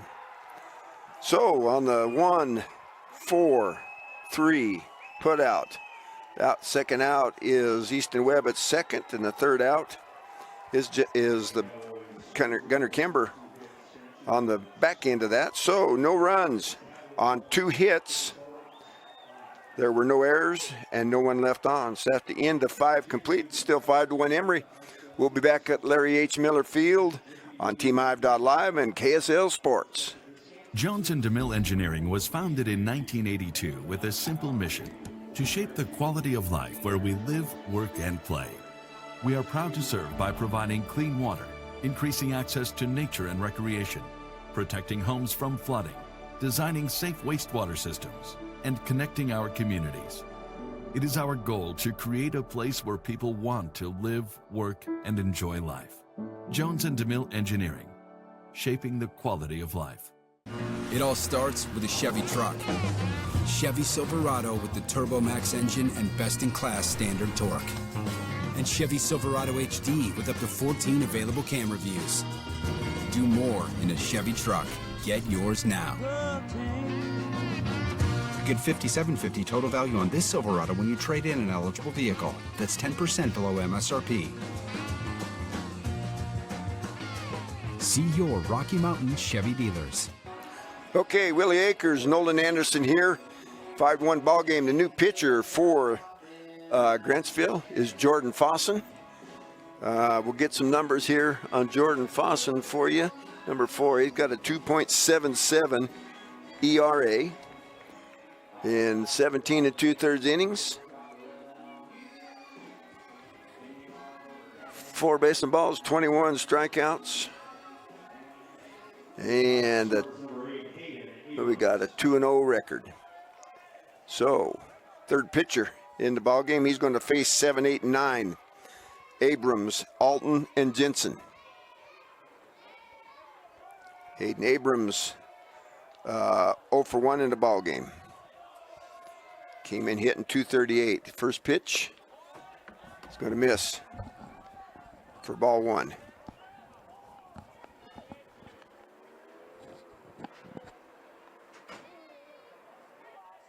Next pitch, outside, ball 2. So far, Abrams in the game. You mentioned it, got a walk his first time up, and then when he was caught stealing and then flew out to right field. Swing and a miss, someone right down the middle. On deck is Peyton Alton. He's 2 for 2. He's the one that had the single and then the big triple and RBI his last at-bat. Yeah, I got that one down the left field line and all the way down the corner. Next pitch, curveball stays up. 3 balls, 1 strike. Yeah, I think you'll probably see him be patient right here and see another pitch. Well, he so saw much it, for but patience. He saw it, but he didn't hit it right there as he swung right was through that one. Patient for it to get there to him. And then he come out of his cleats on that one. Yeah, Fossen challenged him on the inside part of the plate, and Abrams took a hack. Oh, hit by pitch. Yeah, that one he stuck his he didn't really stick it out. It would have hit him regardless, but I think it's almost like he had the elbow guard on and he doesn't have one. Man, it drilled him, and then after it hit him, he took about 2 steps and realized that hurts pretty bad, and he's still kind of out there walking it off now, just past first base, but drilled him good. Don't have no guard on that elbow or nothing. He's rubbing that hard. Coach says you get to run around the bases. That'll help you out here, and that's going to bring up, like you said, Peyton Alton 2 for 2 in the ball game, a 238 hitter with 11 driven in. Well, and Alton, both at bats he's had today, he's ended up getting base hits at him, but he's been down in the count and had to battle. Looks like the third baseman Darrow has kind of taken one more step towards the line there. They're still playing the outfield to go to the right field. And that's going to get into just over the shortstop head, making 3 for 3 for Peyton Alton. Yeah, Alton's having a good day at the plate. Yeah, just batting practice to Peyton Alton. Well, and right now, we've seen Emery a couple times try to bunt, move runners, and do different things like that. This might be an excellent opportunity with Trig Jensen coming in, batting from the left side. He's 0 for 2. With a strikeout, and then he did get on the air of the first baseman. Brett Darrow's already sneaking in at third base there. You bunt these guys over, now you got runners at second and third, the top of the lineup, and maybe pick up a couple of insurance runs. Exactly. 282 hitter is Jensen. First pitch. He's going to look at one, and that's a good idea. You don't want to give that bunt away if you're going to do it first thing. No, but even batting left-handed, if he could push one down that third baseline, I think there's a chance he could beat it out. Drop one over the third baseman there. Get the right field with one. Oh, he's going to go right through the 3-4 hole. They're going to send him.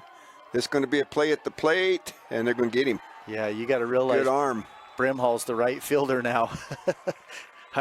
I'm sure Coach Julian knows that, but at the same time, there's no outs. That was a hard hit ball, so it gets out there to right field really quick through that 4-3 hole, and then Brimhall with the cannon just comes up and one hops it into home plate and throws him out. Perfect strike. Good job there by Brimhall. So that brings us back to the top of the order. Mason Stilson. 0 for 2, reached on an error and scored the first run of the ball game from the left-hand side. He tried to go down that left-hand side. That's going to get foul for strike 1. So we do have the one out in the inning. Runners at first and second. Keeping the pressure on. Yeah. Mason Stilson, 434 hitter. Oh, that went behind him. Well, and because these hitters are all threats to bunt and lay one down at any time, it's really forcing the first baseman for Grantsville to play up in front of the runner there on the edge of the grass instead of maybe behind and playing some Emery with the left-handed hitter. That one stays up. Yeah, and surprisingly, the runner there not getting that big lead. Trig Jensen, I was trying to watch him that time, not even the secondary lead. He kind of planted there. See what happened. I did get a little better that time. That one, it says, Blue says that cut enough of the plate. We're going to call that one strike 2. So the 2-2 on its way. That's hit towards the first baseman. Up. He bobbles that. He's going to have to hurry at first. No. Good hustle there. Yeah, we've seen that twice now. First baseman trying to, Orgill trying to backhand that, and the ball just hits the glove and bounces out instead of trying to give with the ball and sucking that in the glove. He's not been able to get it, and it's bounced out twice now. And that's going to load the bases. Well, I'm going to have to give it a hit because they still beat the pitcher there to first base. What'd they do? They gave him air? Air, yeah. Well, all right. We'll go back. We'll go with the air. So E4, I had put that, or E3, I had put that down originally. Got to visit to the mound there.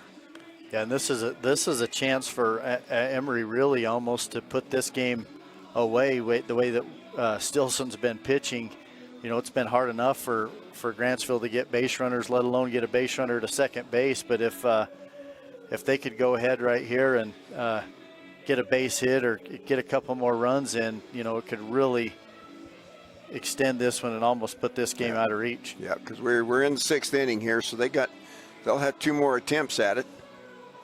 Umpire's going to go out there and break up the tea party on the mound here. Hadn't taken the ball away from him yet, so it's just going to be a strategy meeting and a kind of pump him up.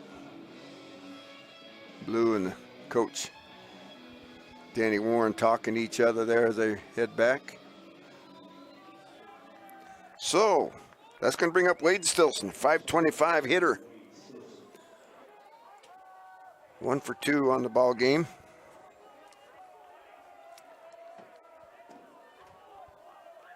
First pitch from Fossen to Stilson. Going to miss, low and away for ball 1. Yeah, no place to put him as the infielders are all in on the edge of the grass right here. They got to cut the run off at home. That's in there for strike one. I pretty much figured that Stilson would wait till they get a strike. And the problem with the turf is that things can get by you quick. Yeah, Stilson's going to try to get one out of the infield here. That curveball stays upstairs for ball 2. Yeah, runners obviously on the ground. They're going to be going hard, but fly ball to the outfield, chance to tag up and score a run. 2-1, pitch stays outside for ball 3. No place to put him. Really chance a curveball here with a guy on third base, a 3-1 count. Yeah, look by the stance, it looks like Stilson's maybe going to see a pitch. Nope. And he gets right at the shortstop. Shortstop can't come up with it. 1 run's going to score on the E6. Yeah, he kind of, ball was hit hard right at him, and he kind of just opened up his left foot right there and tried to field it to the side of him, and ball bounced up and hits him right in the glove, and he's not able to field it cleanly. Second error in the inning. Go with the 2 hits. 1 run, just 1 out still. And he ain't out of the woods yet. Cade Larson, 377 hitter, a home run and 23 driven in.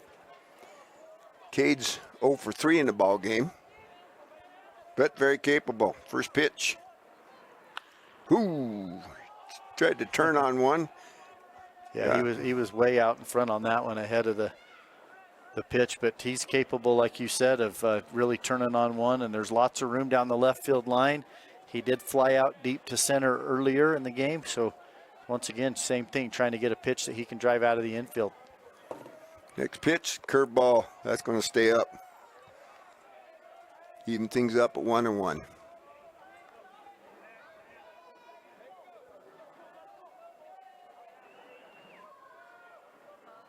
Next pitch. He had a pitch to hit and looked like he's trying to go to the right-hand side with it, just fouled it off. Yeah, he tried to push that one that way, which is what he wants to do, but just didn't get enough of it, and a little bit underneath and behind that pitch. So 1 ball, 2 strikes, 1 out. Bases loaded, 6-1. Next pitch, that's in the dirt. Nice stop there by Jax Allred. Yeah, we've seen Allred do a really good job. Early on, he was struggling, and I think part of that was with Brimhall and the movement on his fastball, but he's done a really good job of keeping balls in front of him. So the 2-2 on its way. Ooh, fouled off again. Not quite as sharp as that first pitch he saw, but gives him another chance at Jordan Fossen here. 2-2. We'll do it again. Here it is. Down and in. Counts full. Yeah, no place to put him here. Full count, 1 out with the loaded bases. Infielders are still in on the edge of the grass. Center fielder shading the right side of second base. Left and right field both playing straight up. Here's the pitch. Curveball. Hung that one in not too friendly a spot. He's lucky to get that one back. Working Coach Julian down there at third base pretty good on those balls down the line there. That did not fool Cade Larson. He had a good swing on that. Just got on top of it. Next pitch. That one stays up. Going to walk in a run. So, Trig Jensen will take a trip across the plate. Everybody else will move up one. Yeah, and that's going to bring up Trevin Gilbert. He's 2 for 3, and he's back-to-back singles and hit him hard his last 2 times up. So he'll step in. He's a .333 hitter on the season. 16 runs driven in. Coach first base talking to Cade Larson there. There's the one out. Still full of Emery Spartans. That one stays outside for ball 1. 7-1 here on the Larry H. Miller Field on the campus of Brigham Young University. Yeah, and Boston just doesn't have the velocity throw. He's trying to throw a lot of off-speed pitches. That's going to get through. That's going to score 2. Gets through the 5-6 hole. Yeah, Emery's on a roll now. Gilbert back, that's 3 straight singles and picks up 2 RBIs right there. But that's going to extend the lead to 9-1 now. And like I was just mentioning earlier, Willie, Fossen doesn't have the fastball to get it by these guys, and so they're just sitting on the curveball, and he's not been able to throw those for strikes very often, so they just get a fastball, and right there, first pitch swinging, drives it in the 5-6 hole. So that'll bring up Hayden Christiansen, 289 hitter. He's 1 for 3 in the ball game.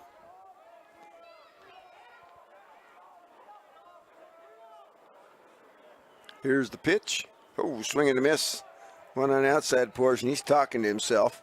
Well, with just 1 out, too, this Emery team's not done. One thing you got to consider for Grantsville, a couple more runs, and now you're down 10, which Stilson can go out there and get 3 outs and win this game and in 6 instead of 7. That one stays outside. You're exactly right. Evens the count up a 1-1. Cut down the number of chances they get. They come up with 2 more here. Yeah, they're down to 6 outs, but potentially 3 if they don't get them out here. Next pitch. Curveball catches the inside portion. Yeah, and that's the pitch that Fossen's got to be able to get in there for a strike, is that curveball to be able to keep these hitters from just sitting on that fastball. Yeah, he froze Christiansen on that one. Next pitch, down and away. Nice idea after that curveball in to go down and away, but so far they haven't been willing to go for those. No. These Emery hitters have been really disciplined at the plate as they see ball 3 right there.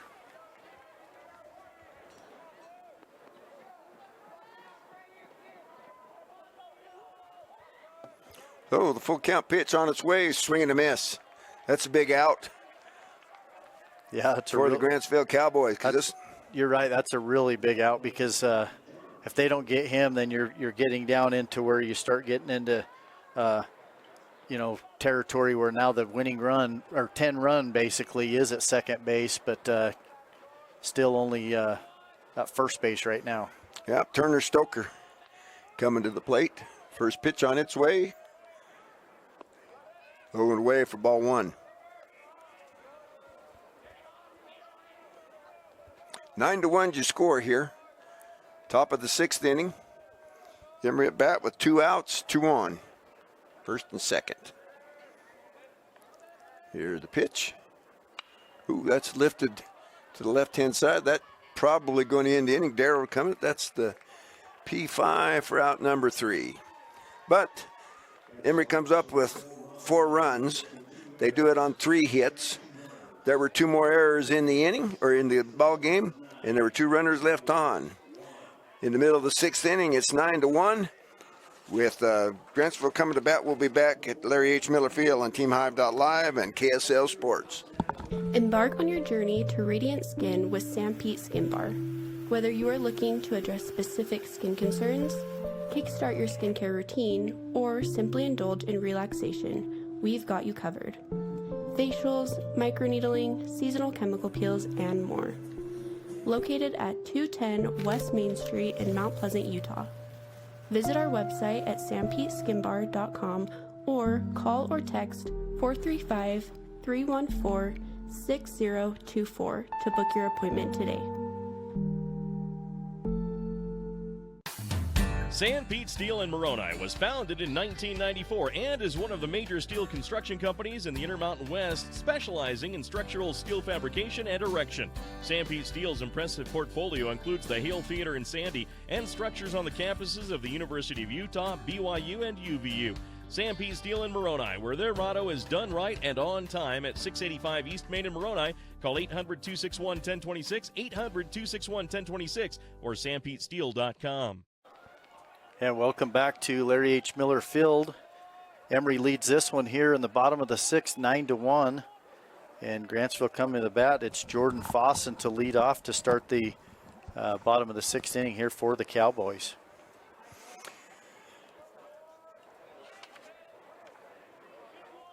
Yep, Fossen, the number 9 hitter. First pitch from Stilson. Still, ooh. Lou said that must have been missed low.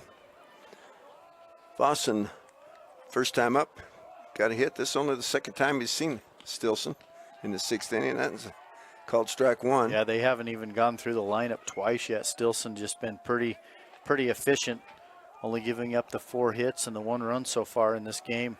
7 strikeouts to 1 walk. Here's the pitch.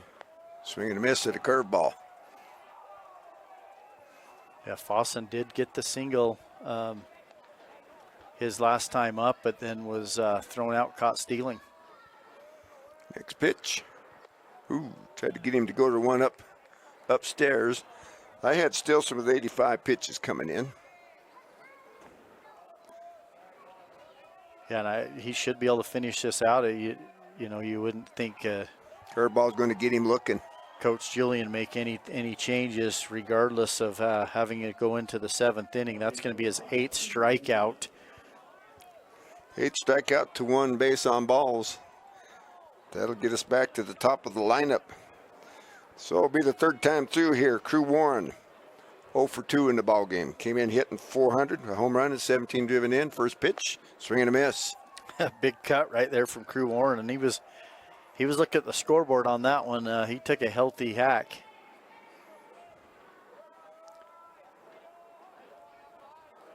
The 0-1 curveball. That's going to get to the right side. I think that's going to get foul, though. Yep.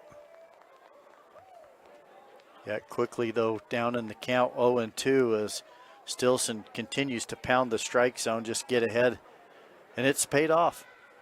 Yep, he's done a masterful job here.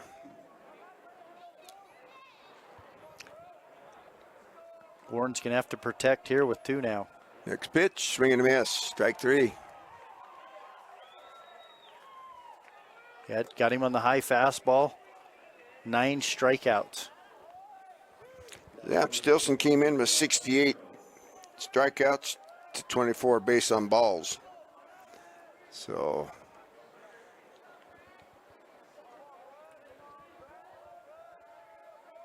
next pitch to Brett Darrow. Yeah, Darrow looked like he wanted to pull the trigger on that one, but not able to. Kind of caught him looking. Next pitch, just throws it by him. Darrow came in 405 home runs, 29 driven in. He's 0 for 2 in the ball game. Struck out and grounded out short.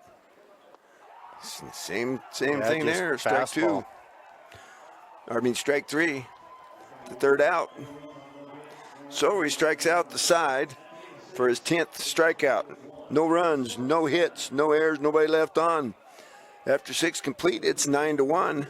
We'll be back on the we'll be back at Larry H. Miller Field at TeamHive.live and KSL Sports. Since 1947, Barney Trucking has built a reputation of unparalleled customer service and satisfaction in the trucking industry. Barney Trucking is now hiring drivers statewide, including Beaver, Millard, Sevier, San Pete, Juab, Carbon, Emery, Utah, and Salt Lake counties, as well as many other locations. The job includes a home daily schedule, excellent pay, benefits, training, retirement, a positive work environment, and requires a Class A CDL license with doubles endorsement. To apply, go to barneyjobs.com. That's barneyjobs.com. The Beaver Medical Clinic has built a reputation of providing compassionate health care for residents of Beaver and Iron counties.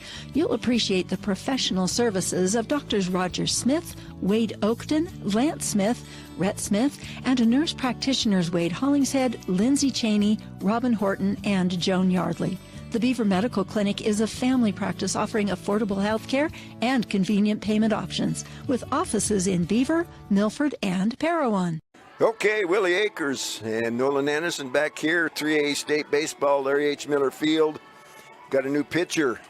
Easton Webb will be the new pitcher for the Grantsville Cowboys.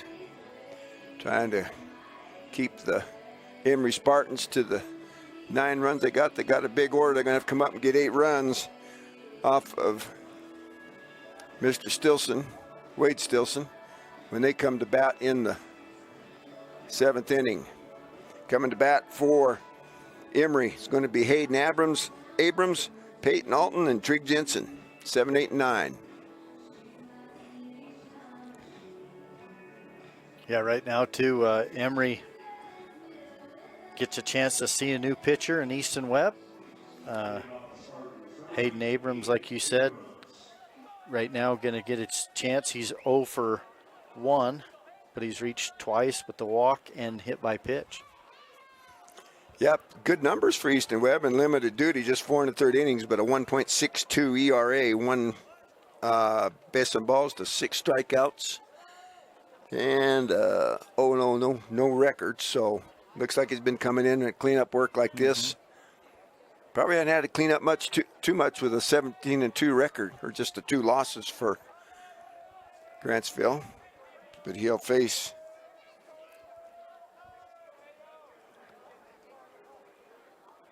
first pitch. Strike 1 there to Hayden Abrams. That good looking pitch right there from Webb, who does a lot of his playing at second base.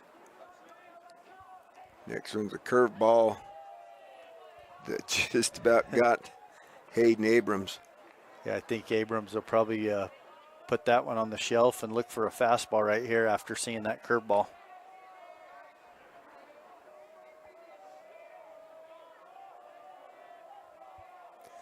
So counts 1-1.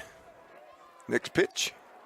There's that strike. The fastball right down the middle.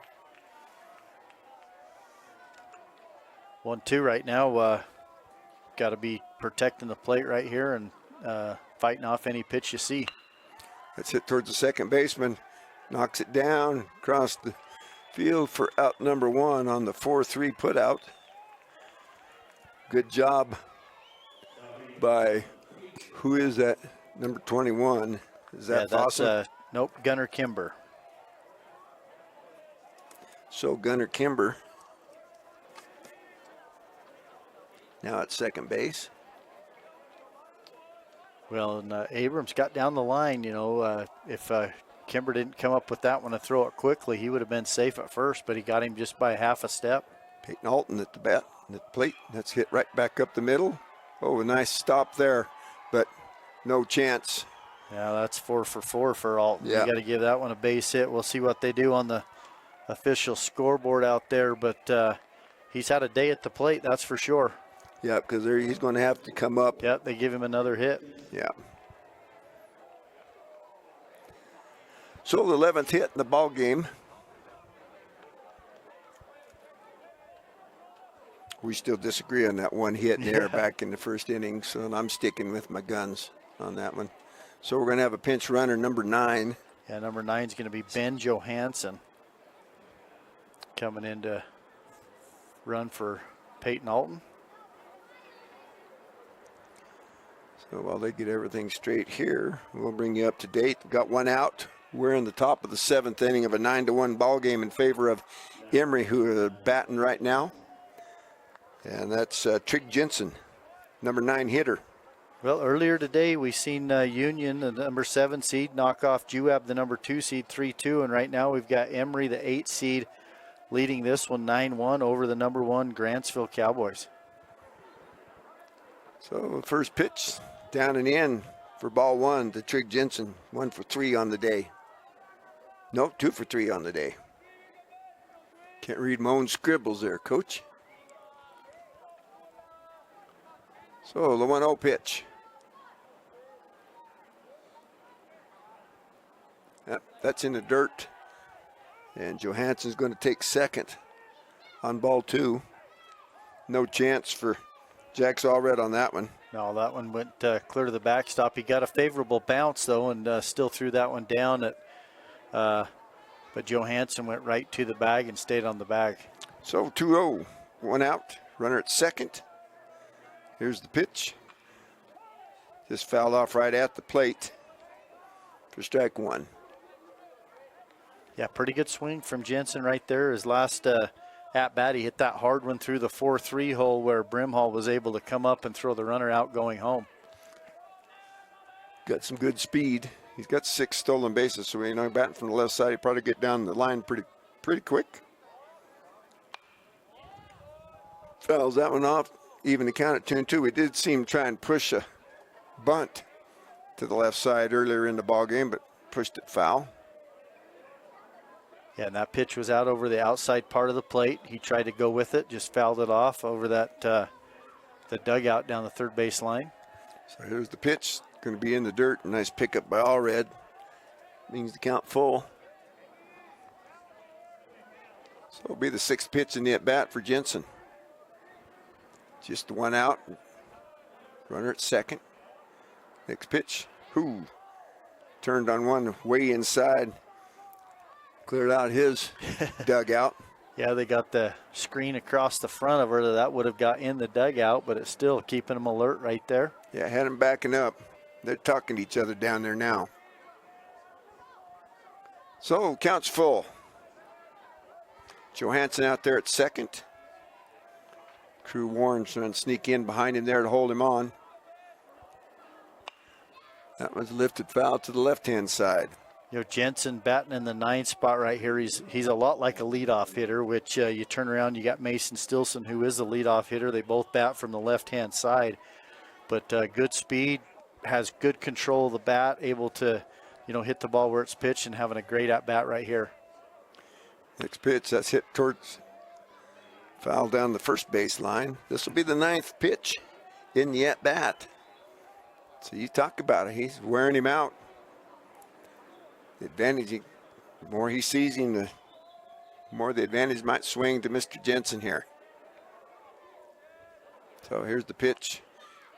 Lifted to the right-hand side. It's going to be foul. Just the question was, could Orgel get to it? But he couldn't, so that's the 9th pitch. Yeah, really good at-bat so far from Trig Jensen, just continuing to battle, and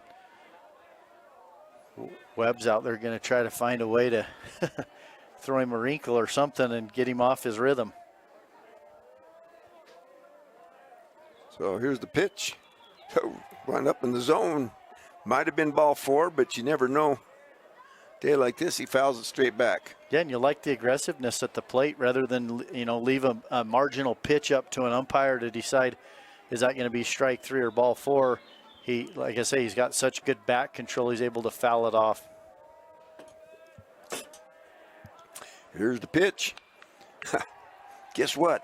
He fouled one off to the left-hand side. Well, Webb's getting his pitch count up, that's for sure. Well, that's the 11th pitch to Trig Jensen.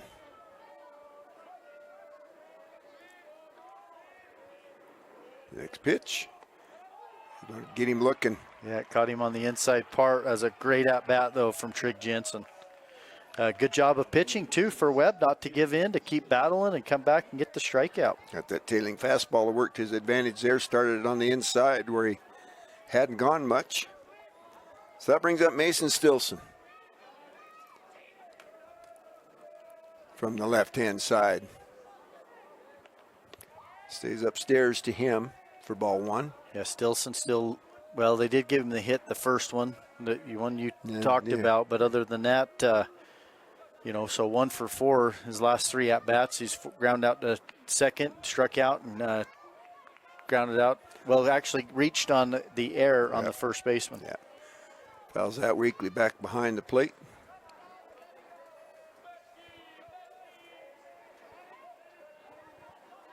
So here's the 1-1. Curveball, boy, he left that one up. And Stilson just got under it. Yeah, Coach Julian would really like to see that runner at second come around and score and give him that one extra cushion run out there. Little insurance going into the bottom of the 7th. That's it back towards the pitcher. He's going to field it himself. Yeah, and that's the 1-3 put out for out number 3. So no runs on one hit. There were no errors in the inning, and there was one runner left on. So in the middle of the 6th inning, or the middle of the 7th inning, still 9-1 with Grantsville coming to bat here on TeamHive.live and KSL Sports. Expecting a bundle of joy? Beaver Valley Hospital's new maternity wing is your local haven for life's special deliveries. Combining cozy comfort with top-tier technology, they bring big city medical excellence to the heart of Beaver with that small-town touch Beaver Valley Hospital is known for. Their full-service community hospital is your health partner from inpatient care, emergency, surgical, maternity, physical therapy, home health, and hospice. Beaver Valley Hospital is proud to support Beaver High School. My parents know nothing about gaming. I told them we needed Centricom Fiber because it's by far the fastest and most reliable internet speeds. Hey bud, dinner's ready. Time to turn off the game box. All right, this round's almost over. These days, kids do a lot of their homework online. They talk to their teachers, they receive assignments, and they do research, all from our kitchen table. That's why I chose Centricom Fiber Internet. They have the fastest and most reliable connection, so my kids can stay on top of their schoolwork. All right, Willie Akers, Nolan Anderson, we're back here. 9-1 ball game. And Grantsville is going to come to bat here, see if they can't come up with at least 8 runs. Give them another chance here, but they're going to have to do it against Wade Stilson, who's thrown pretty much mysteries at him here. Came in, I had him with 96 pitches. First pitch is upstairs to the number 3 hitter, Kyle Brimhall. So I would imagine they might want to look at some pitches, see if they can't get Stilson out of the ball game. Natton's going to catch the corner for strike 1. He's been pretty successful just throwing that hard one. Oh, bounced that one. Yeah, you've got to give Stilson a lot of credit going the distance right here. He's got 10 strikeouts. He's only give up the 5 hits and the 1 run, but just had an excellent game, 1 walk. Next pitch, fouled off to the right-hand side for strike 2. Brimhall late on that one. Yeah, if you were a kid and wanted to collect some baseballs, that'd be a good spot to hang out right down there. Sit under that tree with a bucket. Next pitch, ooh, just got a piece of that. That would be the 101st pitch unofficially I have him down for. He would like to get the out right here. Yeah, Brimhall, 361 hitter. Has the 29 RBIs, like you said, leads the team with 8 home runs.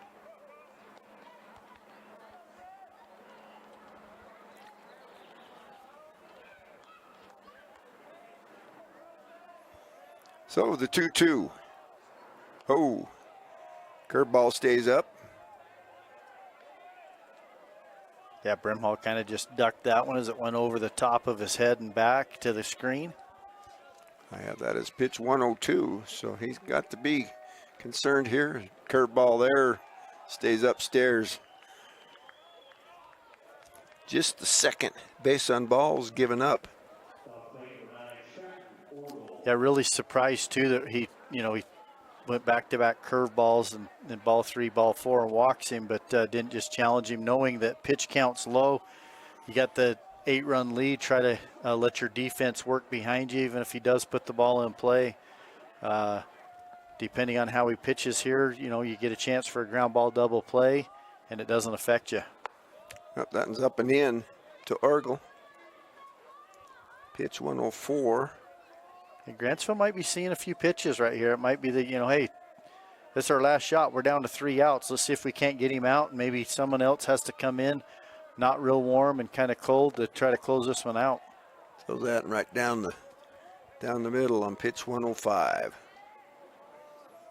He'd like to get him with 4 pitches here so he can pitch to that next hitter. The 1-1 curveball gets there. Strike 2. Yep. Now, Orgel is going to have to swing the bat. Brimhall did get a stolen base early on, so got good speed at first base.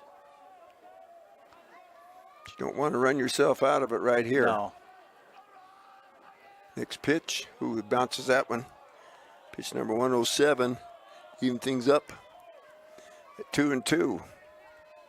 Yeah, at some point, Wilson just got to say, hey, here's my best pitch. I'm better than you, and just challenge him. And Orgel, going to have to prove it. Go to first. Keep Brimhall honest there. 2-2. We got Canyon View. Where was that one? Down, apparently. Pretty good pitch. That time he did. He kind of challenged him, but just missed down. But that was a good pitch. And full count, no out. So be curious, if Brimhall's going to take off for the chance of strike him out, throw him out. Canyon View Morgan coming up. Full count, pitch. That got him. I have that as pitch 109. Yeah, so he'll be able to throw to one more batter, but gives up the leadoff walk and then a hit by pitch. But he is going to face Peyton Cummings, the number 5 hitter. I think Coach Julian's saying, hey, how many pitches is that? Where are we at? And he's going to go out there and maybe talk, settle him down, or we might see a change. Maybe, Well, while we see what's going on out there, we'll go back to the studio. You're at Larry H. Miller Field for 3A State Playoffs. You're on the TeamHive.live and KSL Sports. I'm Dr. Brandon Beck, and I'm one of the general surgeons at Central Valley Medical Center. One of the best parts of my job as a general surgeon is to interact with a wide variety of people. And many of those people have experienced chronic conditions or painful things for many years. And there is nothing better than helping them to work through those conditions and to have an improved quality of life. I'm happy to be back in Utah at Central Valley Medical Center serving the people in our community. Honey's Marketplace invites you to experience their refreshing variety and signature items. Honey's Marketplace features a wide selection of camping supplies, a garden nursery, and fresh floral department. Experience fresh-baked artisan breads and pastries in their bakery, and sushi made fresh every day. Get all this with hometown service you deserve. Fresh, friendly, and close to home. Honey's Marketplace, 260 East, 300 South in Kanab. For more than 3 decades, the Intermountain Power Project has served as a model of regional energy cooperation, generating and transmitting coal-fueled electricity to a diverse group of municipal utilities and rural electric cooperatives with operations across 6 U.S. states. Now Intermountain Power is expanding its role as a regional energy hub, including utilizing renewable energy resources. Intermountain Power is proud to support and invest in our central Utah communities. Visit IPAUtah.com to learn more about IPP Renewed. Jones & DeMille Engineering was founded in 1982 with a simple mission: to shape the quality of life where we live, work, and play. We are proud to serve by providing clean water, increasing access to nature and recreation, protecting homes from flooding, designing safe wastewater systems, and connecting our communities. It is our goal to create a place where people want to live, work, and enjoy life. Jones & DeMille Engineering, shaping the quality of life. Okay, Willie Akers, Nolan Anderson back here. New pitcher for Emery is Mason Stilson. And he goes ball 1 to Peyton Cummings. Wade Stilson goes to shortstop. Jensen moves from shortstop to second base. Runners at first and second, nobody out. That ball gets by. Ball 2, and the runners are going to advance. So Brimhall at third, Orgel at second. Nobody out. And Cade Larson going to go out there and talk to Wade Stilson. Yeah, make sure their signs are right and just tell him to, hey, let's just play catch. Right now you've got to, if you're Emery, you're just playing outs. You need 3 outs. You don't worry about those runners at second and third base. You got enough runs ahead to trade an out for a run. that gets by. That Grimhall has to retreat. That ball came right back. Yeah, Brimhall went back, and luckily that Larson threw that one to Stilson there, or he might have had a chance at getting Orgel in a rundown out there at second base. He was going hard to third. So 3 balls, no strike. Here's the pitch. That's going to be strike 1. Yeah, I think if you're Mason Stilson right here, you don't need to be throwing anything, getting any fancy at all. Just throw strikes and take your chances of getting outs, even if you give up a run. Yep, walks him. So, third baseman balls in the game, the first for Mason Stilson. So that loads them up. But they need to do that twice. They're going to have to run the cycle twice to give him another shot here. Brings up Hayden Hall. First pitch to Hayden's outside for ball 1. Can't afford to walk a bunch of them, though. You can't give them the psychological edge here. Sometimes that's all it takes, too. You knock a starting pitcher out of the game who's been dominant, and you go to, the bullpen or bring in someone else. It does. It psychologically motivates you, gets you fired up. You get a base hit and, a walk or a hit by pitch and an error, and lots of things can happen in the game of baseball. So 2-0. Next pitch, right there, strike 1.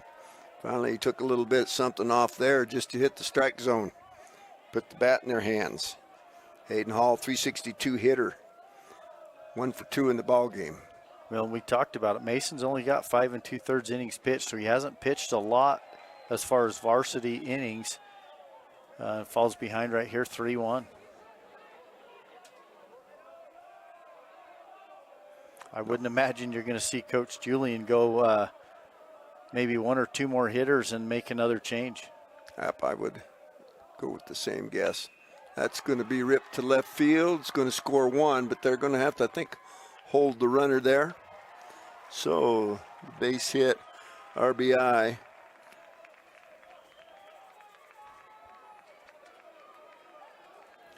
So, it's a 9-2 ball game. Easton Webb come to bat. Yeah, Easton Webb's currently the pitcher for Grantsville. 1 for 2. Yep. Strikeout and a base hit. 208 hitter. Got to come right at him. And he does. Strike 1.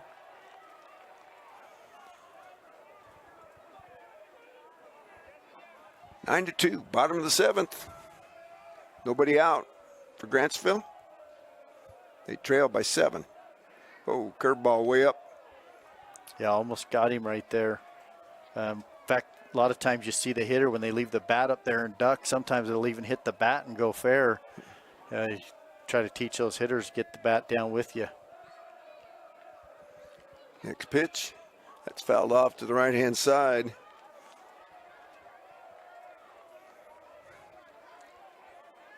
We'll see what Mason Stilson does right here as he's finally ahead of a hitter, 1-2.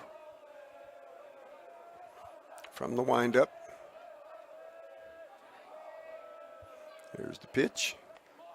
Stays upstairs. Looked like it had a little curveball on it. I think I'm just going to throw my good one. Make him hit the ball. Yeah, corners in, middle up, playing double play. That's going to be fouled back right here above us.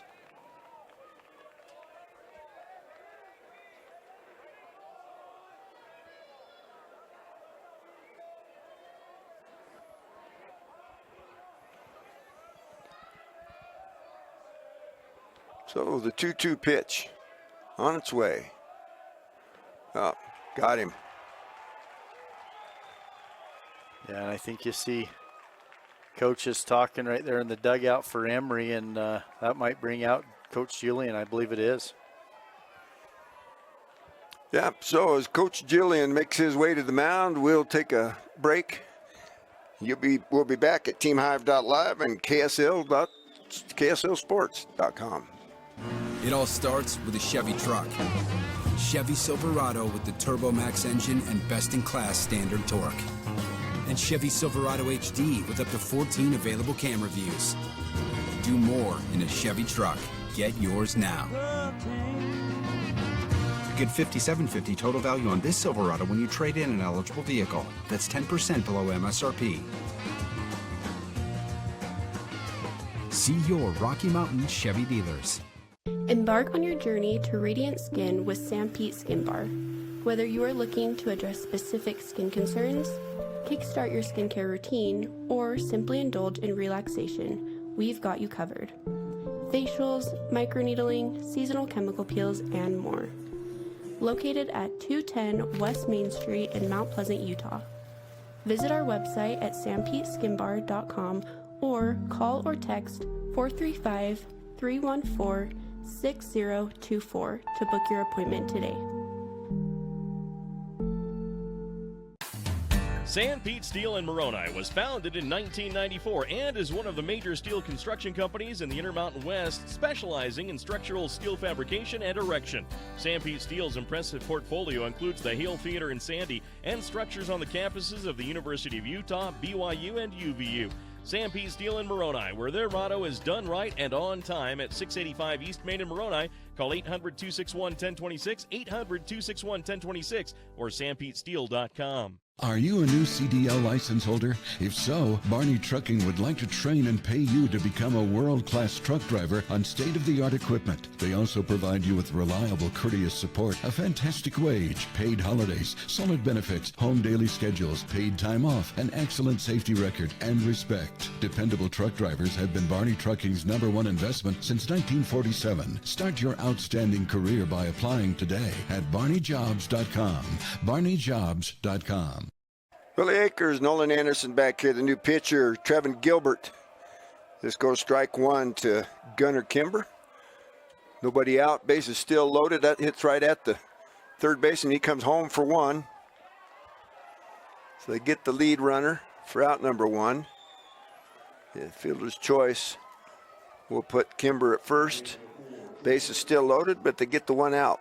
Yeah, it's a big out, too. You get that first one, and you can kind of take a big sigh of relief and relax a little bit. And obviously, Coach Julian going to Gilbert right there. You know, he's got the third highest innings pitched on this team, and so probably not new to situations like this. So that'll bring up Jordan Fossen.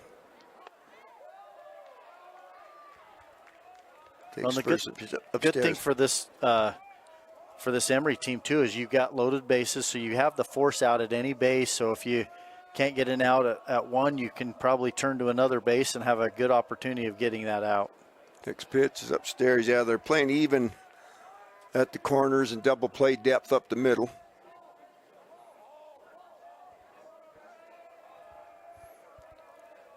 .20 count. Gilbert has a 3.21 ERA. Next pitch, that's going to catch the corner. Strike one. 28 1/3 innings pitched. 6 base on balls to 20 strikeouts and a 2-1 record. Yeah, and Fossen, he's capable. He's 1 for 2, capable of getting a hit right here and picking up a couple RBIs. Curveball stays outside for ball 3.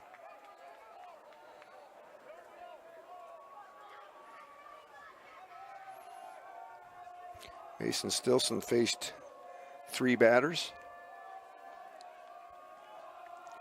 Next pitch, ball 4.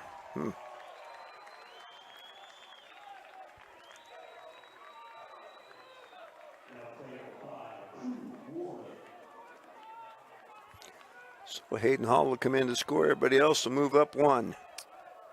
Yeah, and that's going to, He's back to the top of the lineup. Crew Warren. 0 for 3 in the ball game, but hit 400 from the season. Yeah, still looking for 2 more outs right here, and you're strike one. You're willing to give up a run for an out. We've talked about that already, but how important the outs are more important than giving up a run right here. One more run gets you in the situation where a grand slam would tie it. That one stays outside for ball 1. Yeah, pretty good pitch. And the reason I mention that is they got. Yeah, well, you're right at the top of the order, yeah, right? and they've got 21 home runs on the season. Yeah, just a matter of getting into a pitch and really driving it. That's going to catch corner for strike 2. That big pitch. I mean, it's a good-sized field, but 347 down the left field line, 343 to right field. It's not impossible. Oh, Crew Warren looking for his first hit, too. He's 0 for 3, 2 strikeouts, and a ground out to second base. Curveball. That's going to get down to the right side. That's going to score at least 2. Good job by the right fielder to get over there and cut that off. They're going to try him home, and he's going to make it. Score 3 on that.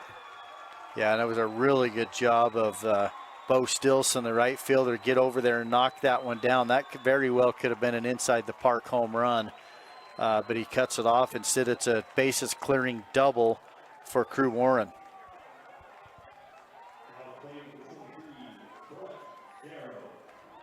That's the 8th hit of the ball game for Grantsville. That brings the tying run to the plate. Yeah, and you talk about with 1 out, potential for home run. You're starting to get into that area with Darrow has 5 on the season. Yeah, Darrow, Brimhall, and Orgel. 5, 8, and 7 in that order. Still only 1 out.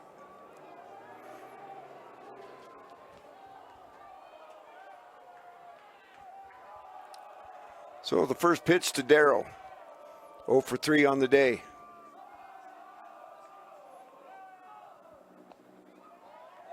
First pitch outside for ball 1. You know, the difference, too, in this inning so far as opposed to the whole game is Stilson was able to get ahead, right?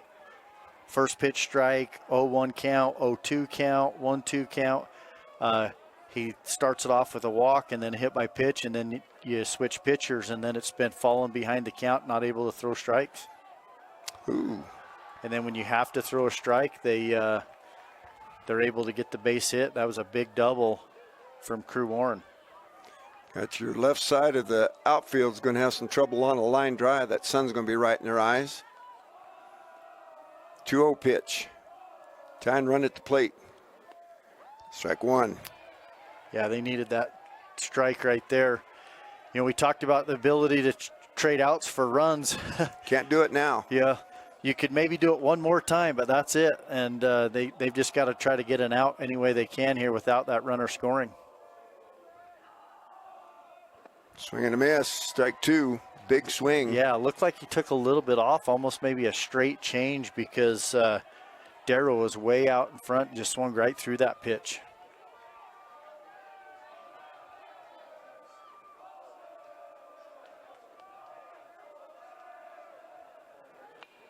Ooh. Half swing, almost.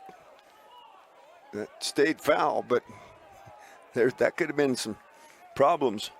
Well, and you know, the thing you talked about it, the psychological thing, you get the starting pitcher out. Now the team, the fans, everybody rallies behind you.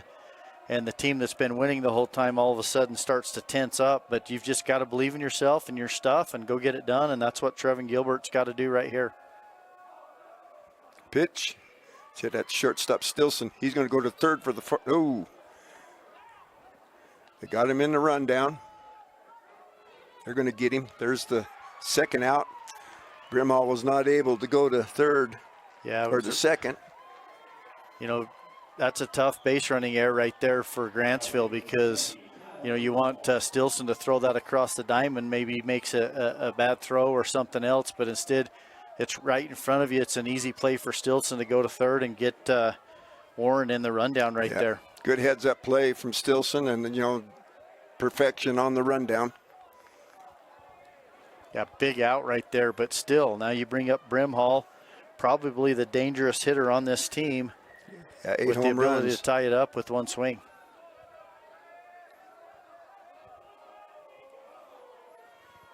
So the first pitch to Brimhall. Curveball. Ooh. Ball 1. The one thing you don't want to do is bring the go-ahead run to the plate. Nope. You want to get Brimhall right here. Which in go-ahead run means winning run. That's exactly We're right. here in the bottom of the seventh. Bottom of the 7th inning.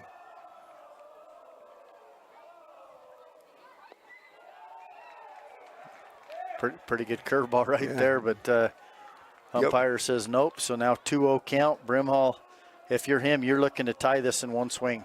You got to look for a pitch that you can just really unload on. That one used that tailing fastball to bring it back over to strike one. And that's okay. If you're Brimhall and you're looking for fastball middle in, you let that go. That was a fastball away. If you're looking fastball away, that was your pitch.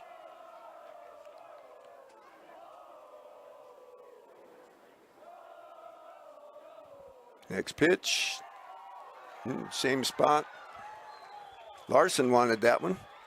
Yeah, he kind of looked back at the umpire asking him where that's at, but it might have been just a little bit out. So now 3-1 count right here.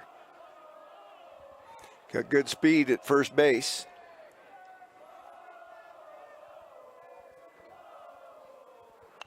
That's foul right back to us. That'll make the count, bring the count full. That runner will be moving, so infielders, anything hit on the ground, you got to just stay put, play your position, throw it across the diamond. First or second, you got the force. Full count. 2 outs. Runner will be off with the pitch.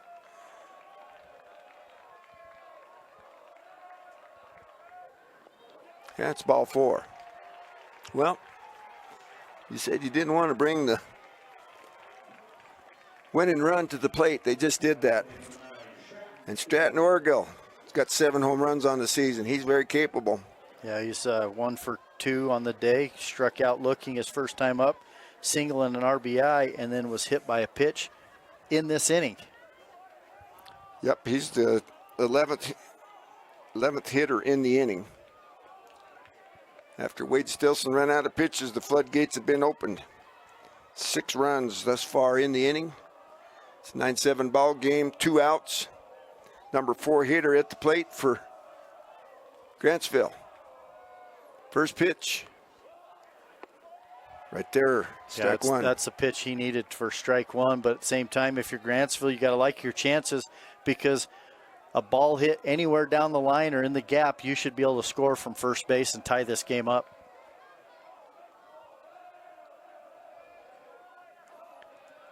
So the 0-1 pitch on its way, curveball, going to get the corner, strike 2. Really good curveball, and Orgill kind of took a big deep breath and shrugged his shoulders right there as he realized that was an excellent pitch, and now he's down in the count 0-2.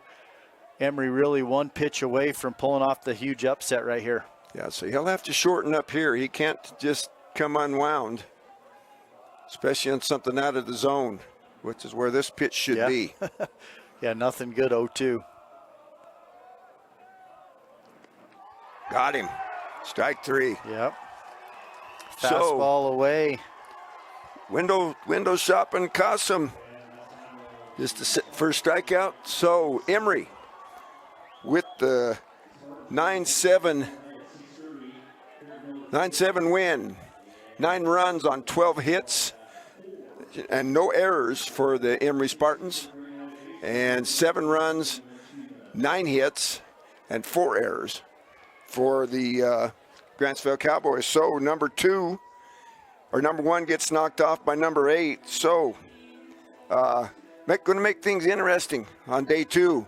So Robert Lovell and Corey Sorensen will be at Salt Lake Community College again tomorrow, and we'll try and find out what the status is going to be here at this ball field. But yeah, they'll be back here. It won't be Nolan Anderson and I. We've got to go do 2A baseball. So I'm sure Robert Lovell, the Mid-Utah Radio Sports Director, has gotten with the TeamHive.live folks and figured out what's going on tomorrow. So the final score is 9-7, Emery over the number 1, Grantsville. We appreciate everybody listening, and we're going to get out of here and get ready for the next game. That's going to be Morgan and Canyon View. That should be a good game as well. He's Nolan Anderson. I'm Willie Akers. We're on TeamHive.live and KSL Sports. We'll see you.